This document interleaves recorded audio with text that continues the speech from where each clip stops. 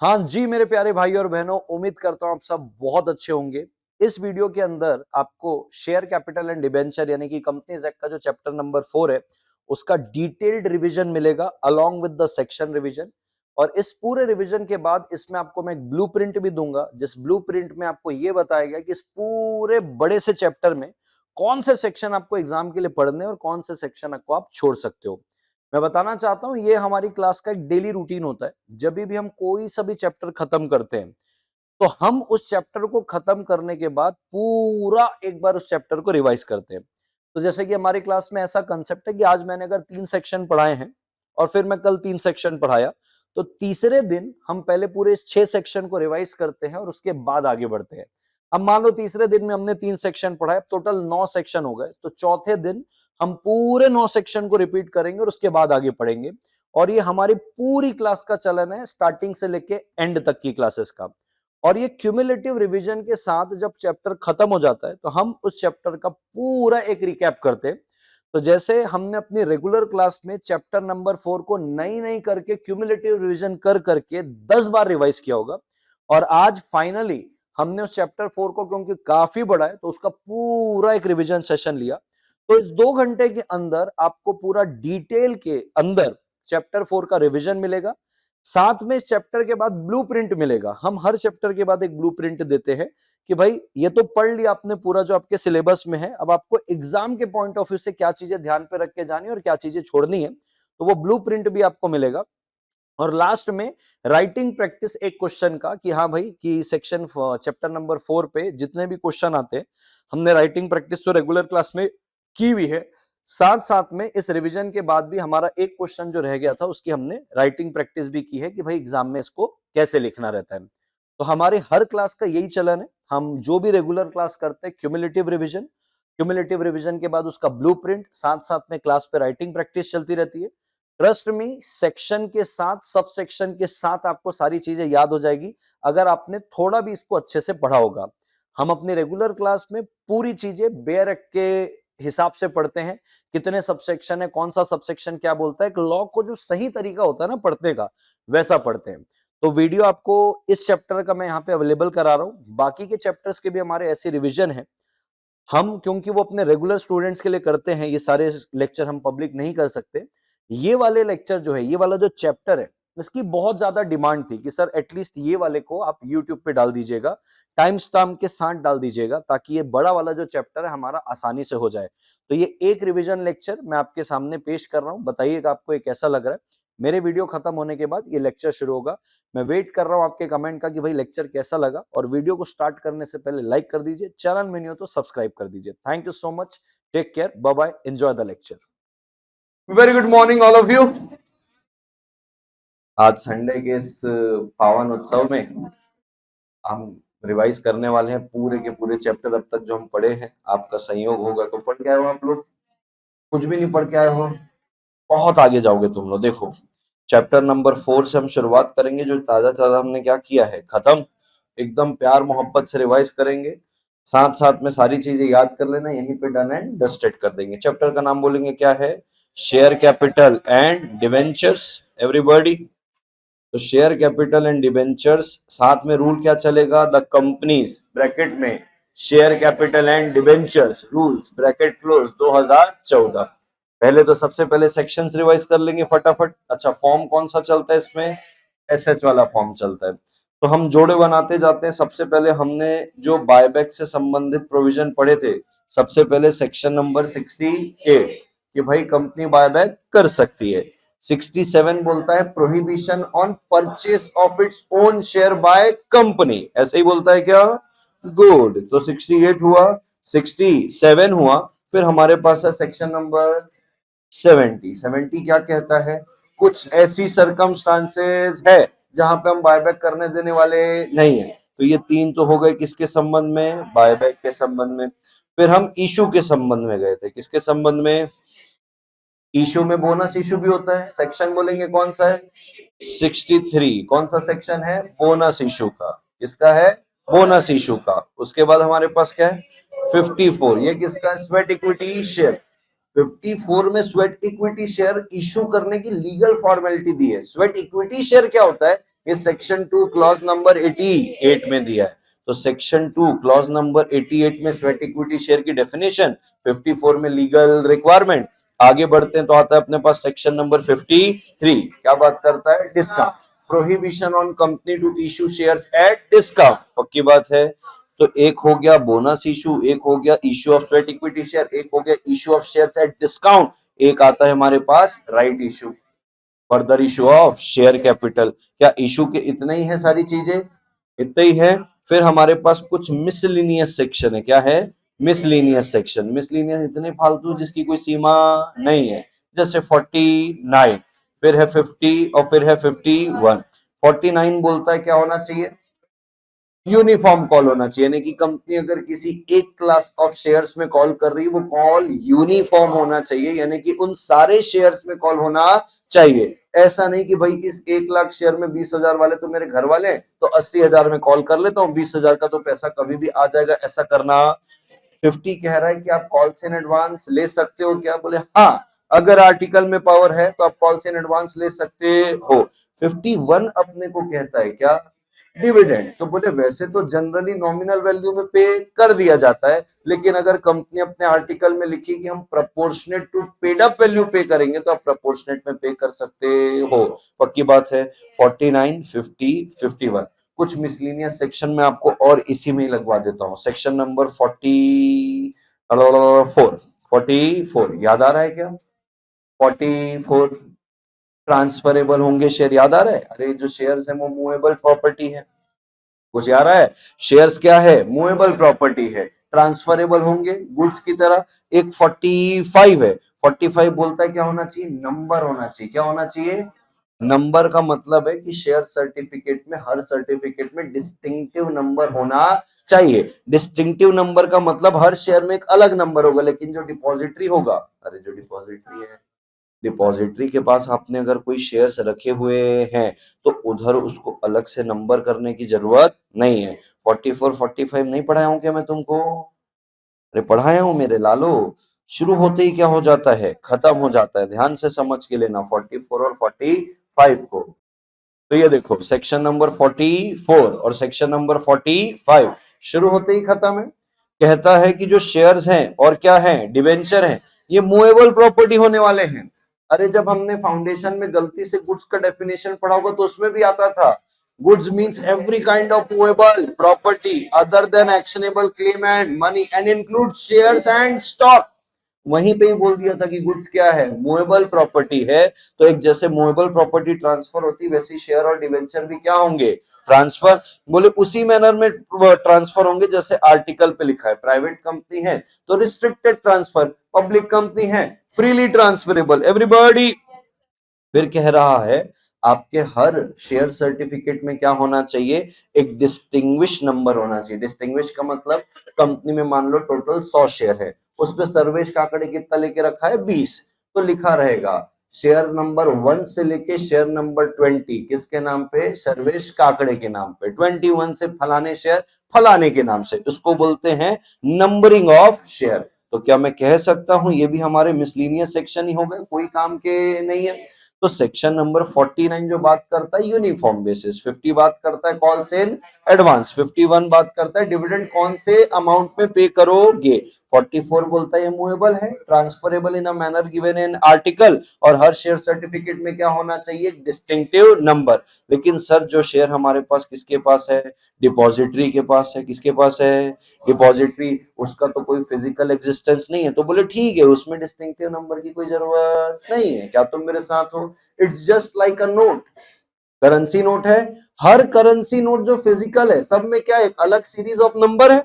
लेकिन जो बैंक में पैसे रखे उसमें नंबर लिखा है क्या, नहीं। तो फिर जो डिपॉजिटरी के पास शेयर है उसमें नंबर लिखाएगा क्या, नहीं। क्या तुम मेरे साथ हो एवरीबॉडी।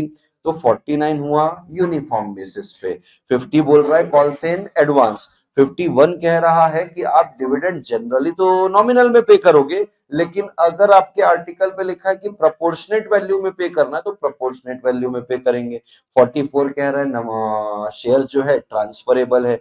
45 क्या कह रहा है, नंबरिंग ऑफ शेयर। क्या बोल रहा है, नंबरिंग ऑफ शेयर, लेकिन डिपॉजिटरी के केस में नंबर नहीं भी करोगे तो चलेगा, पक्की बात है। तो ये हो गए सारे कौन से सेक्शन, मिसलेनियस। क्या इसमें मैं कुछ और भी ऐड कर सकता हूँ मिसलेनियस सेक्शन में? एक और आएगा, सेक्शन नंबर 60। कहता है 60 क्या, हाँ शाबाश, कहता है कि सर अगर आप कंपनी की किसी भी डॉक्यूमेंट में, अगर आप कंपनी की किसी भी डॉक्यूमेंट में अगर एक स्टेटमेंट देते हो, इसके कीवर्ड क्या क्या है, कंपनी का कोई सा भी डॉक्यूमेंट है उसमें आपने एक स्टेटमेंट दिया है, जिस स्टेटमेंट में आप कंपनी का ऑथराइज्ड शेयर कैपिटल बता रहे हो। क्या बता रहे हो, ऑथराइज्ड शेयर कैपिटल। तो आपको एक स्टेटमेंट और ऐड करनी पड़ेगी जिसमें कंपनी का सब्सक्राइब और पेड अप शेयर कैपिटल भी होना चाहिए। लॉजिक बड़ा क्लियर था, मैं आपको बताया था कि आप ऑथराइज दिखा रहे हो तो सबसे मैक्सिमम है, लेकिन एक्चुअल में पे कितना हुआ है, कंपनी में लगा कितना है, वो भी तो बताओ। सर हम ना हमारी कंपनी के किसी भी डॉक्यूमेंट में ऑथराइज ही नहीं बताते। हाँ तो ठीक है, फिर सब्सक्राइब और पेड अप भी बताने की जरूरत। अगर आप किसी डॉक्यूमेंट में ऑथराइज बता रहे हो तो आपको सब्सक्राइब और पेड अप बताना है, ऑथराइज नहीं बता रहे हो तो सब्सक्राइब पेड अप बताने की कोई जरूरत नहीं है, पक्की बात है क्या? ठीक है, क्या मैं कह सकता हूँ ये भी मिसलीनियस में है? तो 49 हो गया यूनिफॉर्म बेसिस वाला, 50 हो गया हमारा कॉल्स इन एडवांस, 51 हमारा हो गया डिविडेंड, 44 हो गया नंबरिंग ऑफ शेयर्स, और 45 हो गया हमारा कौन सा 45 डिस्टिंक्टिव नंबर, और 60 हमारा हो गया कि डॉक्यूमेंट में अगर आप स्टेटमेंट डाल रहे हो ऑथराइज और क्या बता रहे हो, पेड अप, तो उस पे सॉरी ऑथराइज बता रहे हो तो सब्सक्राइब और पेड अप भी बताना पड़ेगा, पक्की बात है क्या? ठीक है, जस्ट अ मोमेंट रुकना दोस्तों।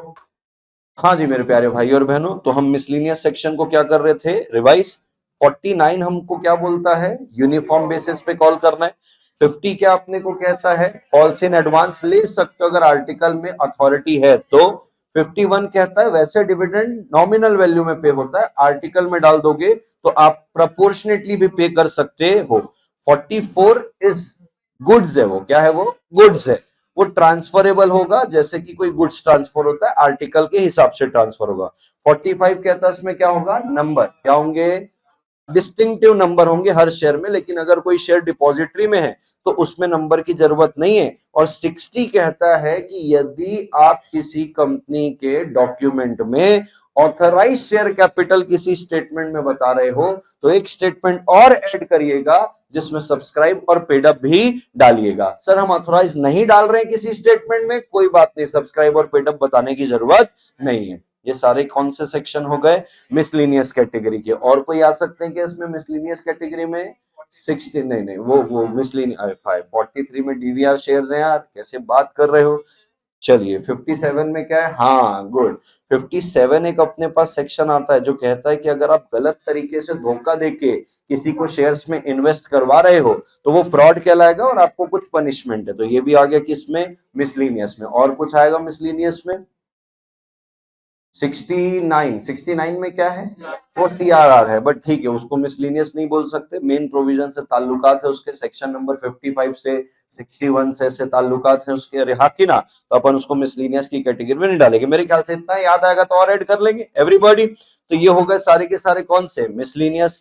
इसके बाद हम कहाँ गए आगे, अब बात की हमने अल्ट्रेशन की, किसकी बात की, अल्ट्रेशन की। अल्ट्रेशन का मतलब क्या, कि अगर आपको कैपिटल क्लॉज को अल्टर करना है तो कैसे कर सकते हो, तो बोले एक तरीका है सेक्शन 61 में, जिसमें 5 प्रकार के आपको क्या बताए गए हैं, अल्ट्रेशन।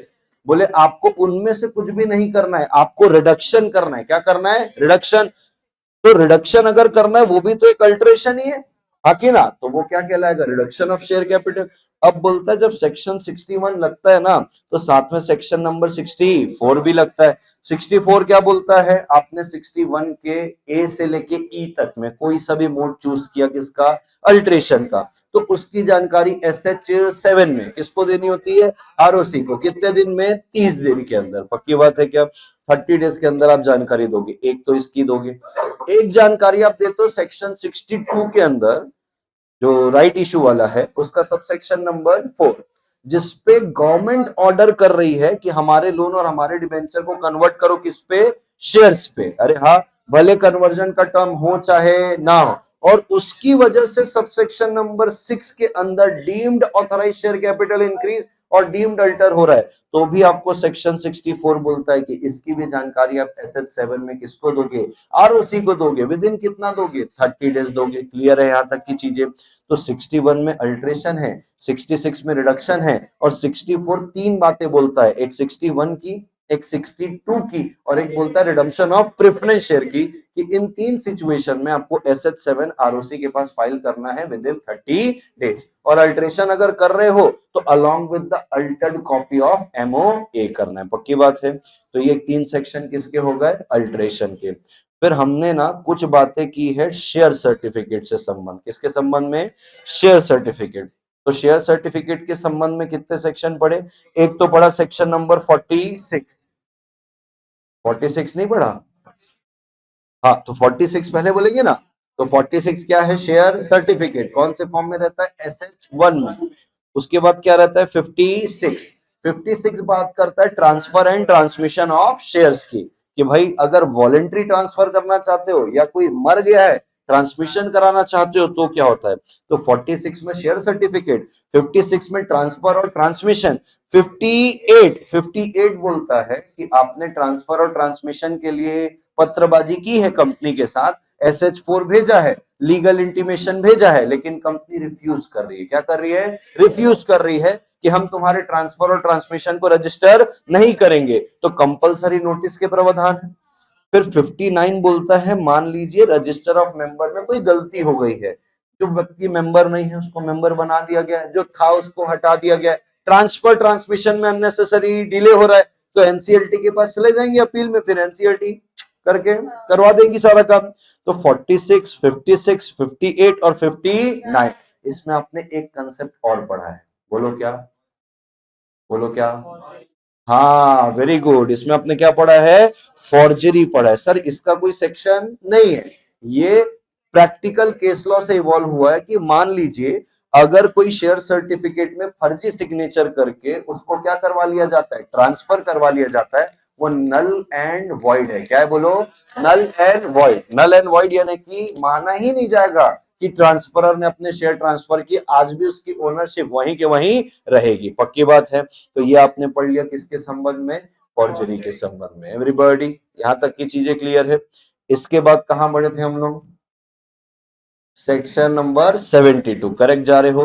तो मैं कहता हूं कि भाई वो भी फिर इसके अंदर ही आ गया, कि भाई मरने के बाद मेरे सिक्योरिटी किसके पास जाएंगे, तो वो भी इसके अंदर ही आ गया, नॉमिनेशन करवा दिया। एवरीबॉडी ठीक है। मेरे ख्याल से इसके बाद हम गए थे, अच्छा इस बीच में ना हमने दो सेक्शन और पढ़ लिए हैं, कौन कौन से मैं बोलता हूं।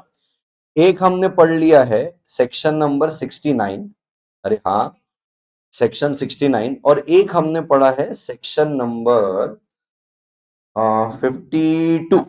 कौन सा सेक्शन, 52, याद आ रहा है 52, 52 सिक्योरिटी प्रीमियम अकाउंट। और 69 में अपने पढ़ा है transfer of a sum equal to the nominal value of the amount buyback आपने जो किया या रिडम्पशन किया है वो आपको डालना है CRR में, और वो CRR का यूज आप करोगे सिर्फ और सिर्फ फुल्ली पेड बोनस शेयर को इश्यू करने के लिए। ये सेक्शन 69 था। 52 बोलता है कि आपने क्या चार्ज किया है, प्रीमियम। क्या चार्ज किया है, प्रीमियम।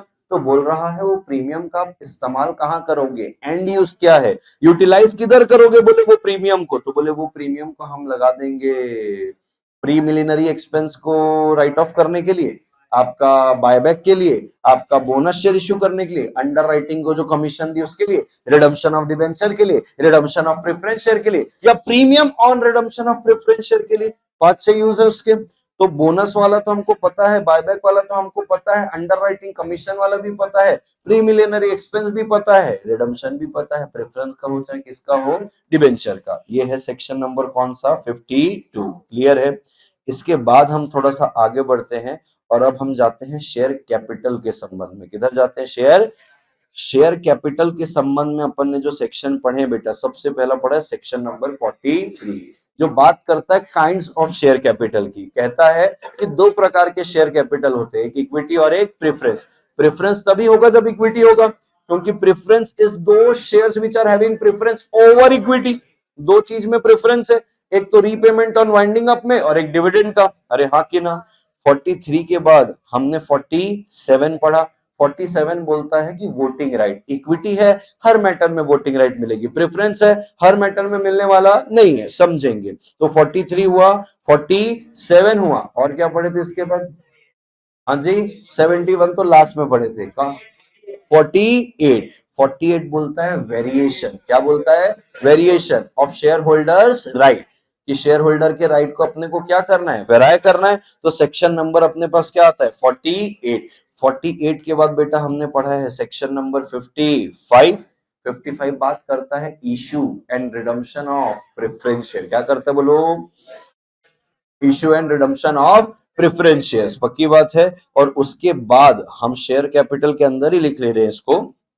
हमने 72 नहीं, हमने पढ़ा 71। इसको बोलते हैं डिबेंचर्स। पक्की बात है क्या? और कोई सेक्शन है क्या?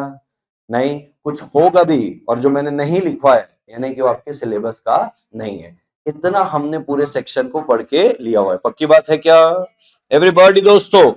तो सबसे पहले अपन ने अभी तो क्या किया? वो सीक्वेंस बनाया जिस सीक्वेंस में हमने क्या की हुई है? पढ़ाई की हुई है। अरे हाँ कि ना। एक एक सेक्शन हमने देखो जैसे जैसे पढ़ा था, हमने सारा कुछ यहाँ पे क्या कर लिया है? लिख लिया है, कुछ भी बचा नहीं है। पक्की बात है क्या? सुनना मेरी बात को। अब क्या करेंगे? रिवाइज। क्या करेंगे? रिवाइज। ये तो सेक्शन हुआ। अरे सेक्शन के सीक्वेंस सेट किए ना अभी तो। सेक्शन के क्या सेट किए? सीक्वेंस। अब कहां कहां भूले हो सेक्शन, मैं आपको बता देता हूं। बराबर है। आप सबसे पहले भूल रहे हो सेक्शन नंबर 44 और 40। क्यों भूल रहे हो? इसमें हमने ज्यादा टाइम ही नहीं दिया। देखो जो सेक्शन में हमने वक्त बिताया है, अरे हाँ कि ना, वो सेक्शन हमारे दिमाग में बैठे रहेगा। जिसमें हमने वक्त नहीं बिताया है, क्योंकि है भी फालतू, वक्त बिताने लायक ही कभी नहीं है वो, तो इसलिए वो क्या नहीं है? याद नहीं है। ये पूरा करने के बाद, अभी सेक्शन पूरा रिवाइज करने के बाद मैं आपको बनवाऊंगा ब्लूप्रिंट। क्या बनवाऊंगा? मैं फाउंडेशन में भी बनवाता था ब्लूप्रिंट। ब्लूप्रिंट का मतलब है अब ये चैप्टर पढ़ लिए पूरा, अब इसमें से क्या पढ़ना है और क्या सूंघ के चले जाना है। सूंघना तो पड़ेगा, सूंघना पूरे सिलेबस को पड़ेगा। You must have jack of all and expertise in some. वो एक्सपर्टाइज सम वो वाले जिनमें से ही क्वेश्चन पूछता है। बाकी ऐसा हल्का फुल्का इधर उधर से कुछ एक आध डाल दिया तो सूंघे रहोगे तो आ जाएगा, स्वाद रहेगा। हाँ कि ना। कुछ ना कुछ तो उसको लिख लोगे। बराबर। सिर्फ इस चैप्टर का अपन ब्लूप्रिंट नहीं बनाएंगे आज, अपन चैप्टर नंबर 1 2 3 4 चारों चैप्टर पढ़ लिए। चारों चैप्टर का ब्लूप्रिंट का मतलब अब एग्जाम के लिए आपको कौन सी पहली प्रायोरिटी में देना है, कौन सी सेकंड, किसको सूंघ के चले जाना है। बरोबर है। ये अपना ब्लूप्रिंट बन जाएगा। अब एक एक करके मैं आपको बताता हूँ। एक सेक्शन आपने बोला होगा, सेक्शन नंबर 44, जो बात करता है कि शेयर और डिबेंचर मूवेबल प्रॉपर्टी है, मूवेबल है और ट्रांसफरेबल है। 45 आप भूले, जो बोल रहा है कि डिस्टिंक्टिव नंबर होना चाहिए। बराबर। उसके बाद 57 भूले हो गए आप लोग, जो बात करता है कि अगर आप फ्रॉड करके क्या करना चाह रहे हो, किसी से पैसे लगवाना चाह रहे हो, तो आपके ऊपर पनिशमेंट है। फिर आप जो भूले होगे वो भूले होगे सेक्शन नंबर 69 और सेक्शन नंबर 52, क्योंकि ये यही सेक्शन है जहां जहां हमने कम समय बिताया। तो जहां कम समय बिताया ना, तो वहां पे तकलीफ आती है। 69 का क्या है? सीआरआर। 52 का क्या है? Share premium account. पक्की बात है दोस्तों? अरे दोस्तों डन है। चलिए अब बातों को ध्यान से सुनना, एक एक करके शुरू करते हैं। सबसे पहले हमने पढ़ा था सेक्शन नंबर 68। 68 क्या बात करता है? बायबैक। किसकी बात करता है? टोटल इस पे 11 सबसेक्शन है। 11 सबसेक्शन में सबसे पहला सबसेक्शन कंपनी को क्या दे रहा है? पावर। बोले company you have a power to buy back your own share. अच्छा सिर्फ शेयर बायबैक कर सकते हैं कि सिक्योरिटी भी? यस। तो वो बायबैक ऑफ क्या है? सिक्योरिटीज है। हम बार बार प्यार से बोल लेते हैं buyback of share, it's actually a buyback of securities. तो company is empowered to buy back its own shares और अदर स्पेसिफाइड सिक्योरिटीज। तो बोल रहा है कैसे बायबैक करोगे? पैसा लाना पड़ेगा। तो बोले 3 सोर्स हैं। एक तो क्या? फ्री रिजर्व, दूसरा सिक्योरिटी प्रीमियम अकाउंट, तीसरा issue proceed of fresh issue of shares और अदर स्पेसिफाइड सिक्योरिटीज। पक्की बात है। लेकिन कहता है नो बायबैक। क्या बोलता है? No buyback out of proceeds of earlier issue of same kind of security. Earlier issue था, सेम काइंड, जिसको बायबैक करना चाह रहे हो ना, उसी काइंड का था, उससे बायबैक करना अलाउड साला तुमने इक्विटी 10,000 शेयर इशू किया, उससे पैसा लाया, अब उन्हीं पैसों में से 5,000 को बायबैक कर रहे हो, चलने वाला नहीं है। तो ये हो गया सबसेक्शन नंबर 1। सबसेक्शन 2 कहता है शर्तें हैं, बायबैक करना है, कुछ शर्तें हैं। पहली शर्त ये है कि आपके पास अथॉरिटी होनी चाहिए या पावर होना चाहिए, कहां पे, आर्टिकल में। दूसरा बोलता है एसआर पास करना पड़ेगा। तीसरा बोलता है एसआर पास करके भी maximum 25% of the paid up share capital plus free reserve से ज्यादा बायबैक, ये एक फाइनेंशियल ईयर की लिमिट है। अरे हाँ, फिर इस पे दो प्रोविजो है। पहला बोलता है नो एसआर ओनली बीआर, अगर 25% का बायबैक नहीं है, आपका बायबैक 10% या उससे कम है, इसका 10% paid up equity share capital plus free reserve. अरे हाँ कि ना जी। फिर कहता है ये तो 25% और 10% तो रेजोल्यूशन के संबंध में होगा। अब ये 25 हो चाहे ये 10 हो, इसमें तुम इक्विटी एक फाइनेंशियल ईयर में कितना मैक्सिमम बायबैक कर सकते हो? तो कहता है 25% of the paid up equity share capital. पक्की बात है। तो ए हो गया, बी हो गया, सी हो गया। Debt equity ratio twice of the paid up share capital and free reserve को एक्सीड करना नहीं चाहिए। फिर बोल रहे हैं फुल्ली पेड शेयर होने चाहिए, जिनको आप क्या करोगे, बायबैक। फिर कंप्लायंस की बात है, लिस्टेड कंपनी है तो सेबी रेगुलेशन भी फॉलो करेगी, नहीं है तो कंपनीज एक्ट से काम चला लेगी। फिर इस पे दो बातें हैं, एक तो ऑफर पीरियड की वैलिडिटी। ये बोले भाई आप बायबैक अगर किससे कर रहे हो, अपने एग्जिस्टिंग शेयर होल्डर से, यानी कि आप ओपन ऑफर कर रहे हो, तो बोले इसकी वैलिडिटी जब से आपने डिस्पैच किया है, लेटर ऑफ डिस्पैच करोगे कि भाई तुमसे हम लेना चाहते हैं तुम्हारे शेयर, डिस्पैच से मिनिमम 15 दिन मैक्सिमम 30 दिन इस ऑफर की क्या रहेगी, वैलिडिटी। फिर कहता है प्रोहिबिशन है, क्या है, प्रोहिबिशन ऑन फर्दर बायबैक अगले 1 साल तक, जब से तुम्हारा बायबैक कंप्लीट हुआ है अगले 1 साल तक प्रोहिबिशन है, कोई बायबैक नहीं कर सकते। पक्की बात है। तो ये हुआ पूरा का पूरा सबसेक्शन नंबर 2। सबसेक्शन नंबर 3 कहता है कि मान लो आपको एसआर पास करवाना पड़ रहा है, तो आप नोटिस भेजोगे, जनरल मीटिंग बुलाओगे, उस नोटिस में एक्सप्लेनेटरी स्टेटमेंट में 4 बातें, क्या जरूरत थी बायबैक की, नेसेसिटी, अरे हाँ नेसेसिटी, और काइंड ऑफ सिक्योरिटी जो आप बायबैक करना चाह रहे हो, कितना अमाउंट इन्वेस्ट करोगे और कितने समय में बायबैक कंप्लीट करोगे, ये 4 बातें बता दी। सबसेक्शन नंबर 4 कहता है जब से तुमने बीआर या एसआर पास किया, depending upon the percentage of your buyback, वहां से विद इन 1 ईयर आपका बायबैक क्या हो जाना चाहिए, कंप्लीट हो जाना चाहिए। पांचवा बोलता है करोगे किससे buyback, from home you can do the buyback, तो बोले हम बायबैक कर सकते ओपन मार्केट, ये लिस्टेड कंपनी के लिए बस। एक है ओपन ऑफर, यानी कि अपने कंपनी के एग्जिस्टिंग होल्डर से कर सकते हैं। और तीसरा, हम अपनी कंपनी के एम्प्लॉय को ईसोस दिए थे, हम अपनी कंपनी के एम्प्लॉय को स्वेट इक्विटी शेयर दिए थे, हम वही बायबैक कर लेंगे। अरे हाँ। 6 हमको कह रहा है डिक्लेरेशन ऑफ सॉल्वेंसी, आरओसी को, लिस्टेड है तो सेबी को भी। 7 बोल रहा है बायबैक कंप्लीट होने से 7 दिन के अंदर आपको फिजिकली डिस्ट्रॉय कर देना है, किसको, जो आपने सिक्योरिटी या शेयर क्या किया है, बायबैक कर दी डिस्ट्रॉय। 8 कहता है प्रोहिबिशन है, प्रोहिबिशन किस पे, further issue of same kind of security. Point to be noted बेटा, सबसेक्शन नंबर 2 पे जो आपका बायबैक की प्रोहिबिशन है वो फर्दर बायबैक के ऊपर है कि अगले 1 साल तक बायबैक नहीं करना है। 8 के अंदर आपको further issue of same kind of security में क्या है, प्रोहिबिशन, कितने समय के लिए, 6 महीने के लिए। कहां से, कंप्लीशन से, कंप्लीशन से 6 महीने आप सेम काइंड ऑफ सिक्योरिटी को इश्यू कर नहीं सकते, but there are exception, sweat equity share, bonus issue, convertible debenture, convertible loan, convertible bond, जो कन्वर्ट होने वाले हैं कोई दिक्कत नहीं है, इसको हम ये नहीं बोलेंगे कि हम क्या कर रहे हैं, इशू कर रहे हैं, हम क्या कर रहे हैं, कन्वर्ट कर रहे हैं। एवरीबॉडी, ये हो गया। फिर बात करता है किसका, रजिस्टर का, कि कंपनी क्या बनाएगी, रजिस्टर, आरओसी, और रिटर्न देगी किसको, आरओसी को, और लास्ट में क्या है, पेनाल्टी। मैं बताना चाहता हूं, अगर आपको याद होगा तो डिक्लेरेशन ऑफ सॉल्वेंसी का कौन सा फॉर्म है, SH9 में आप डिक्लेरेशन ऑफ सॉल्वेंसी देते हो, SH10 में आप रजिस्टर बनाते हो, और SH11 में आप रिटर्न देते हो किसको, आरओसी को। और फिर पेनाल्टी है, मिनिमम 1 है और मैक्सिमम 3 है। पक्की बात है। चलिए ये हो गया सेक्शन नंबर कौन सा 68। फिर आता है सेक्शन नंबर 67।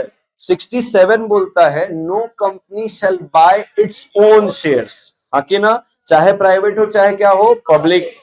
सब सेक्शन 2 कहता है कोई भी पब्लिक कंपनी फाइनेंशियल असिस्टेंस नहीं देगी किसी भी पर्सन को to purchase the shares of the company और इट्स होल्डिंग कंपनी। अरे हाँ, कोई भी पब्लिक कंपनी किसी को भी फाइनेंशियल असिस्टेंस नहीं देगी to purchase its own share और इट्स होल्डिंग कंपनी के शेयर। अरे हाँ, और कहता है सबसेक्शन नंबर 2 में जो बोल रहा है ना फाइनेंशियल असिस्टेंस, ये हर काइंड ऑफ फाइनेंशियल असिस्टेंस की बात कर रहा है। किसकी? हर काइंड ऑफ फाइनेंशियल असिस्टेंस, फिर वो चाहे डायरेक्ट हो फिर वो चाहे इनडायरेक्ट हो, चाहे आप लोन दो चाहे आप गारंटी दो चाहे आप क्या दो सिक्योरिटी, भैया नहीं चलेगा। कोई सा भी फाइनेंशियल असिस्टेंस पब्लिक कंपनी किसी भी बंदे को नहीं दे सकती कि आओ भाई ये पैसे लो और हमारी कंपनी के क्या खरीदो शेयर्स। लेकिन इसके कुछ क्या है एक्सेप्शन, एक्सेप्शन यानी कि सबसेक्शन नंबर 3। कितने एक्सेप्शन है? 3। सबसेक्शन 3 के अंदर क्लॉज ए, क्लॉज बी और clause C. lending of money by a banking company, lending of money by a banking company in the ordinary course of business चलेगा, ये financial assistance चले। दूसरा, आपने प्रोविजन ऑफ मनी बनाया इन accordance with scheme बनाया, ये scheme को SR पास करके अप्रूव करवाया जिसमें कंपनी पैसे देगी, लोन देगी, फाइनेंशियल असिस्टेंस देगी ट्रस्ट को, वो ट्रस्ट कंपनी के फुल्ली पेड शेयर खरीदेगा और इन फुल्ली पेड शेयर्स को एम्प्लॉय की बेनिफिट के लिए रखेगा। अरे हाँ, फिर आता है क्लॉज नंबर सी कि कंपनी लोन दे रही है। कंपनी क्या दे रही है? लोन उन पर्सन को दे रही है जो कंपनी के एम्प्लॉयमेंट में है, लेकिन वो डायरेक्टर और एम्प्लॉयमेंट केएमपी नहीं है। उतना लोन दे रही है जो उनके 6 महीने की सैलरी से ज्यादा नहीं है। फुल्ली पेड शेयर्स के लिए दे रही, या तो कंपनी में या तो होल्डिंग में चलेगा। फिर कह रहा है सेक्शन नंबर 67 के बाद कि 67 लगेगा ही नहीं प्राइवेट कंपनी में अगर वो प्राइवेट कंपनी 3 शर्त पूरे करती। पहली शर्त, उस प्राइवेट कंपनी के शेयर कैपिटल में किसी भी बॉडी कॉर्पोरेट का इन्वेस्टमेंट नहीं है।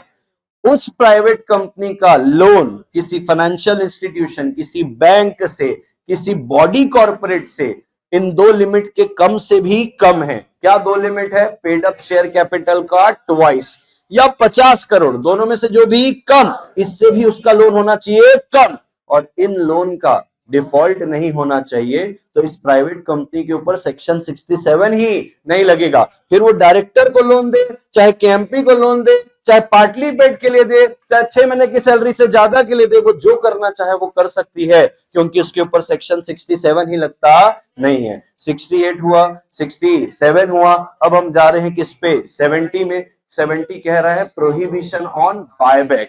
3 सर्कमस्टांसेस है। पहली सर्कमस्टांसेस है default in payment of debt, default in payment of debt, DDDPL बराबर है क्या? तो पहला डी से आता है डिविडेंड, बोल लो पहले, क्या बोल लो? डिविडेंड। कंपनी ने डिफॉल्ट किया पेमेंट ऑफ डिविडेंड में, कंपनी ने डिफॉल्ट किया रिडम्पशन ऑफ डिबेंचर में या उसके इंटरेस्ट पे, फिर कंपनी ने डिफॉल्ट किया है रीपेमेंट ऑफ डिपॉजिट में या उसके इंटरेस्ट में, कंपनी ने डिफॉल्ट किया है रिडम्पशन ऑफ प्रेफरेंस शेयर्स में, या कंपनी ने डिफॉल्ट किया है लोन के रीपेमेंट में या उसके इंटरेस्ट पे। पर की बात है तो DDDPL याद रहेगा। अगर इसका डिफॉल्ट है बायबैक अलाउड नहीं है, लेकिन अगर आप इसका डिफॉल्ट सुधार लेते हो, if company has made the default good, यानी कि सबका पेमेंट कर दिया और ऐसे करके 5 साल बीत गया, 5 साल ये ना कूलिंग पीरियड, 3 साल, 3 साल कितने? 3 साल, 5 साल उधर है शायद डीवीआर में, बराबर है 5 साल किधर है? डीवीआर में। तो ऐसे करके अगर 3 साल बीत चुके हैं तो आप अब एलिजिबल हो क्या करने के लिए? बायबैक। 3 साल आपको थोड़ी क्या रखनी पड़ेगी? कूलिंग पीरियड रखना पड़ेगा एवरीबॉडी। फिर कह रहा है आपने नॉन कंप्लायंस किया है। क्या किया है? Non compliance. किसका नॉन कंप्लायंस किया? बोले 4 सेक्शन का। कितना? 4। या तो 92 का एनुअल रिटर्न का, या तो 123 का डिक्लेरेशन ऑफ डिविडेंड का, या 127 का पेमेंट ऑफ डिविडेंड का, या तो 129 फाइनेंशियल स्टेटमेंट का। इन 4 सेक्शन का नॉन कंप्लायंस है, बायबैक प्रोहिबिटेड है। अब है अदर प्रोहिबिशन। एक भैया 19 में मना किया था ना सब्सिडरी के थ्रू मत लेना, तो बोले अब बेटा ना सब्सिडरी खुद की ना किसी सब्सिडरी से भी आप बायबैक कर नहीं सकते, ना तो किसी इन्वेस्टमेंट कंपनी के थ्रू क्या कर सकते, बायबैक। याद रहेगा? अरे याद रहेगा। हो सकता है आपको इस पे क्वेश्चन बना दिया जाए कि भाई देखो कंपनी ने ना ऐसे ऐसे डिफॉल्ट किया है, और या कंपनी ने चलो डिफॉल्ट नहीं किया, वो अपने शेयर खुद खरीदवारी किससे, सब्सिडरी से, तो ये आपको याद रहना चाहिए। या बोलता है कि पेमेंट का डिविडेंड का डिफॉल्ट किया हुआ है, तो आपको याद रहना चाहिए कि हाँ भैया इस पे प्रोहिबिशन है, किस पे, बायबैक। ये कौन सा है, सेक्शन नंबर 70। सेक्शन 70 के बाद अपन चलते हैं किधर, 63 में। भाई थोड़ा सा एसी का टेम्परेचर कम कर। 63 क्या बात कर रहा है, issue of bonus share. Issue of bonus share कर सकते हो। बोनस शेयर, बोनस शेयर का मतलब क्या होता है, फुल्ली पेड शेयर देती है फ्री ऑफ कॉस्ट, किसको, कंपनी के एग्जिस्टिंग इक्विटी शेयर होल्डर को, एवरीबॉडी। तो सेक्शन 63 का सबसेक्शन नंबर 1 कहता है बोनस शेयर देना है। अरे बोनस शेयर देना है, अथॉरिटी होनी चाहिए किसमें, बोले आर्टिकल में। और बोले सोर्स कौन सा यूज करोगे, बोले 3। कितने सोर्स, 3।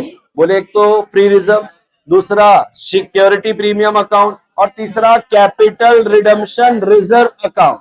लेकिन एक बात याद रखना, no issue of bonus share out of reserve created by revaluation of asset. Revaluation वाले असेट वाले रिजर्व को आप बोनस के लिए कर नहीं सकते। फिर आता है सबसेक्शन नंबर 2। सबसेक्शन नंबर 2 कहता है, अब शर्तें सुन लो। क्या कर, सुन लो शर्तें। पहली शर्त है कि बोर्ड रिकमेंड करेगा। क्या करेगा, बोर्ड रिकमेंड करेगा कि भाई हम आपको इतने बोनस शेयर देना चाहते हैं, हर 5 में 1 शेयर, हर 10 में 1 शेयर, हर 2 में 1 शेयर रिकमेंड करेंगे। इस रिकमेंडेशन को मेंबर जनरल मीटिंग में ओआर पास करके क्या करेंगे, अप्रूव। कहता है कंडीशन कि भैया एक बार आपने रिकमेंड किया ना बोनस, बाद में आप उसको विड्रॉ नहीं कर सकते। तो ठीक है, हो गया अप्रूव। अब ध्यान देना है, कोई स्टैट्यूटरी डिफॉल्ट होना, यानी कि payment of gratuity, payment of provident fund जो एम्प्लॉइज के लिए बना है, एम्प्लॉइज के लिए बना है, अरे बना है, इसको हम क्या बोलते हैं, स्टैट्यूटरी डेट। स्टैट्यूटरी डेट का कोई डिफॉल्ट होना, पीएफ में बराबर पैसा गया हो, ग्रेच्युटी का बराबर पैसा गया हो, आपका किसी लोन और उस लोन पे इंटरेस्ट का कोई डिफॉल्ट होना। अरे जब इतना पैसा है बोनस इशू करने के लिए, तो पहले गांव वालों का पैसा तो बांट दो। तो ना तो स्टैट्यूटरी पेमेंट में कोई डिफॉल्ट, ना तो किसी लोन और इंटरेस्ट पे डिफॉल्ट। अरे हाँ, आप फुल्ली पेड बोनस शेयर तभी इशू कर सकते हो जब आपके एग्जिस्टिंग शेयर पूरे क्या है, फुल्ली पेड। अरे हाँ कि ना, और आप भी जो बोनस दोगे वो क्या रहेगा, फुल्ली पेड। पक्की बात है। लास्ट में कहता है no issue of bonus share in lieu of dividend. Dividend declare किया तो डिविडेंड अपनी जगह, बोनस डिक्लेयर किया बोनस अपनी जगह। डिविडेंड के बदले बोनस दोगे, ऐसा चलने वाला। टोटल 3 सबसेक्शन थे, वेरी इजी एवरीबॉडी। क्या तुम मेरे साथ हो? तो सेक्शन नंबर 63 भी हो गया। अब जाते हैं सेक्शन नंबर 54 में। ये बात करता है issue of sweat equity share. अरे हाँ कि ना जी, स्वेट इक्विटी शेयर। पहले तो डेफिनेशन है सेक्शन 2 क्लॉज नंबर 88 में कि sweat equity share means equity share. Sweat equity share means जो कि कंपनी इशू कर रही, किसको, डायरेक्टर को या तो एम्प्लॉय को, क्योंकि उनने कंपनी को क्या दिया है, value addition in the form of whatever name called, या तो इंटेलेक्चुअल प्रॉपर्टी राइट, ताकि हम उसको मोटिवेटेड रखें। अरे हाँ कि ना जी। तो बोले अब हम बताते हैं कि आप इशू कैसे कर सकते हो। ये तो स्वेट इक्विटी शेयर का डेफिनेशन था सेक्शन 2 क्लॉज नंबर 88 में। 54 बोलता है sweat equity share, sweat equity must belong to a class of share already issued by the company। आप नए प्रकार का काइंड इशू कर, ऑलरेडी उन क्लास को बिलोंग करना चाहिए जो इशू आप कर दो। इसका इशू करना है तो क्या लगेगा, एसआर। क्या लगेगा, और जब आप एसआर के लिए नोटिस दोगे, उस नोटिस में जो एक्सप्लेनेटरी स्टेटमेंट रहेगा उस पे 4 बातें रहेगी। कितनी बातें, 4। Number of share, number of sweat equity share, consideration if any, consideration if अगर ले रहे हो तो करंट मार्केट प्राइस, और कौन से डायरेक्टर और कौन से एम्प्लॉय को दे रहे हो बताओ। अरे हाँ, सेक्शन 288 में एक बात और है कि ये जो स्वेट इक्विटी शेयर आप इशू कर रहे हो डायरेक्टर को और एम्प्लॉय को, अरे हाँ, ये for consideration other than cash भी हो सकता है, और फॉर डिस्काउंट भी हो सकता है, यानी कि ये सेक्शन नंबर 53 का वन ऑफ द एक्सेप्शन है। अरे हाँ, ये तो क्या हुआ, sub section number 1। Sub section 2 बोलता है जो स्वेट इक्विटी शेयर आपने इशू किया है ना, ये परी पासु रैंक करेगा। क्या करेगा? परी पासु। परी पासु का मतलब जैसा इक्विटी वैसा ही स्वेट इक्विटी। जैसे इक्विटी को राइट्स एंड ऑब्लिगेशन, वही rights and obligation sweat equity को। इक्वल स्टैंडिंग में क्या करेगा? स्टैंड। अब बोल रहा है कुछ और शर्तें हैं जो रूल्स में बताई गई है, बराबर है। शर्त नंबर 1, शर्त नंबर 1, आपने एसआर पास किया था, उससे 1 साल में कंप्लीट हो जाना चाहिए। क्या? Issue of sweat equity share. याद आ रहा है? ये पॉइंट हम रिपीट नहीं कर रहे थे जब बोल रहे थे। तो जब आप एसआर पास करोगे वहां से 1 साल के अंदर आपका स्वेट इक्विटी शेयर का अलॉटमेंट हो जाना चाहिए। लॉक इन रहेगा कितना? 3 साल। 5 साल का बहुत ज्यादा जगह है, 5 साल नहीं, कितना है? 3 साल। अब बोलता है लिमिट की बात करते हैं कि 1 साल में आप कितने स्वेट इक्विटी शेयर इशू कर सकते हो।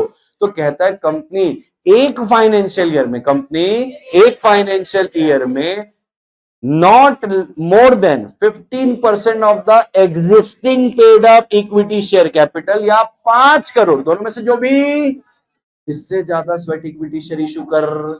ये तो साल भर का था, पूरे जमाने का अगर देखना है, पूरे लाइफ का देखना है, तो बोले 25% of the existing paid up equity share capital. लेकिन बोले अगर यही कौन सी कंपनी है? स्टार्टअप। और स्टार्टअप एक प्राइवेट कंपनी ही बन सकती है। याद आ रहा है? वो भी सिर्फ 10 साल के लिए, जब से इनकॉर्पोरेट हुई है, प्रोवाइडेड उसका टर्नओवर 100 करोड़ से कम होना चाहिए। अरे हाँ कि ना? वैसे स्टार्टअप कंपनी की डेफिनेशन को याद करने की कोई जरूरत, समझ रहे हो क्या? तो लेकिन प्राइवेट कंपनी बनेगी ये तो ख्याल पे रहना चाहिए।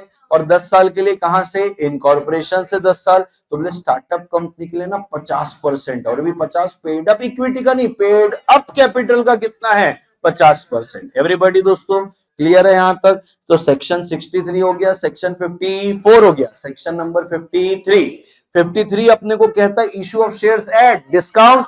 कहता no company shall issue shares at discount, ये सबसेक्शन नंबर 1 बोलता है। 2 बोलता है अगर आपने डिस्काउंट में इशू किया, मैं उसको क्या बोलूंगा? वॉइड।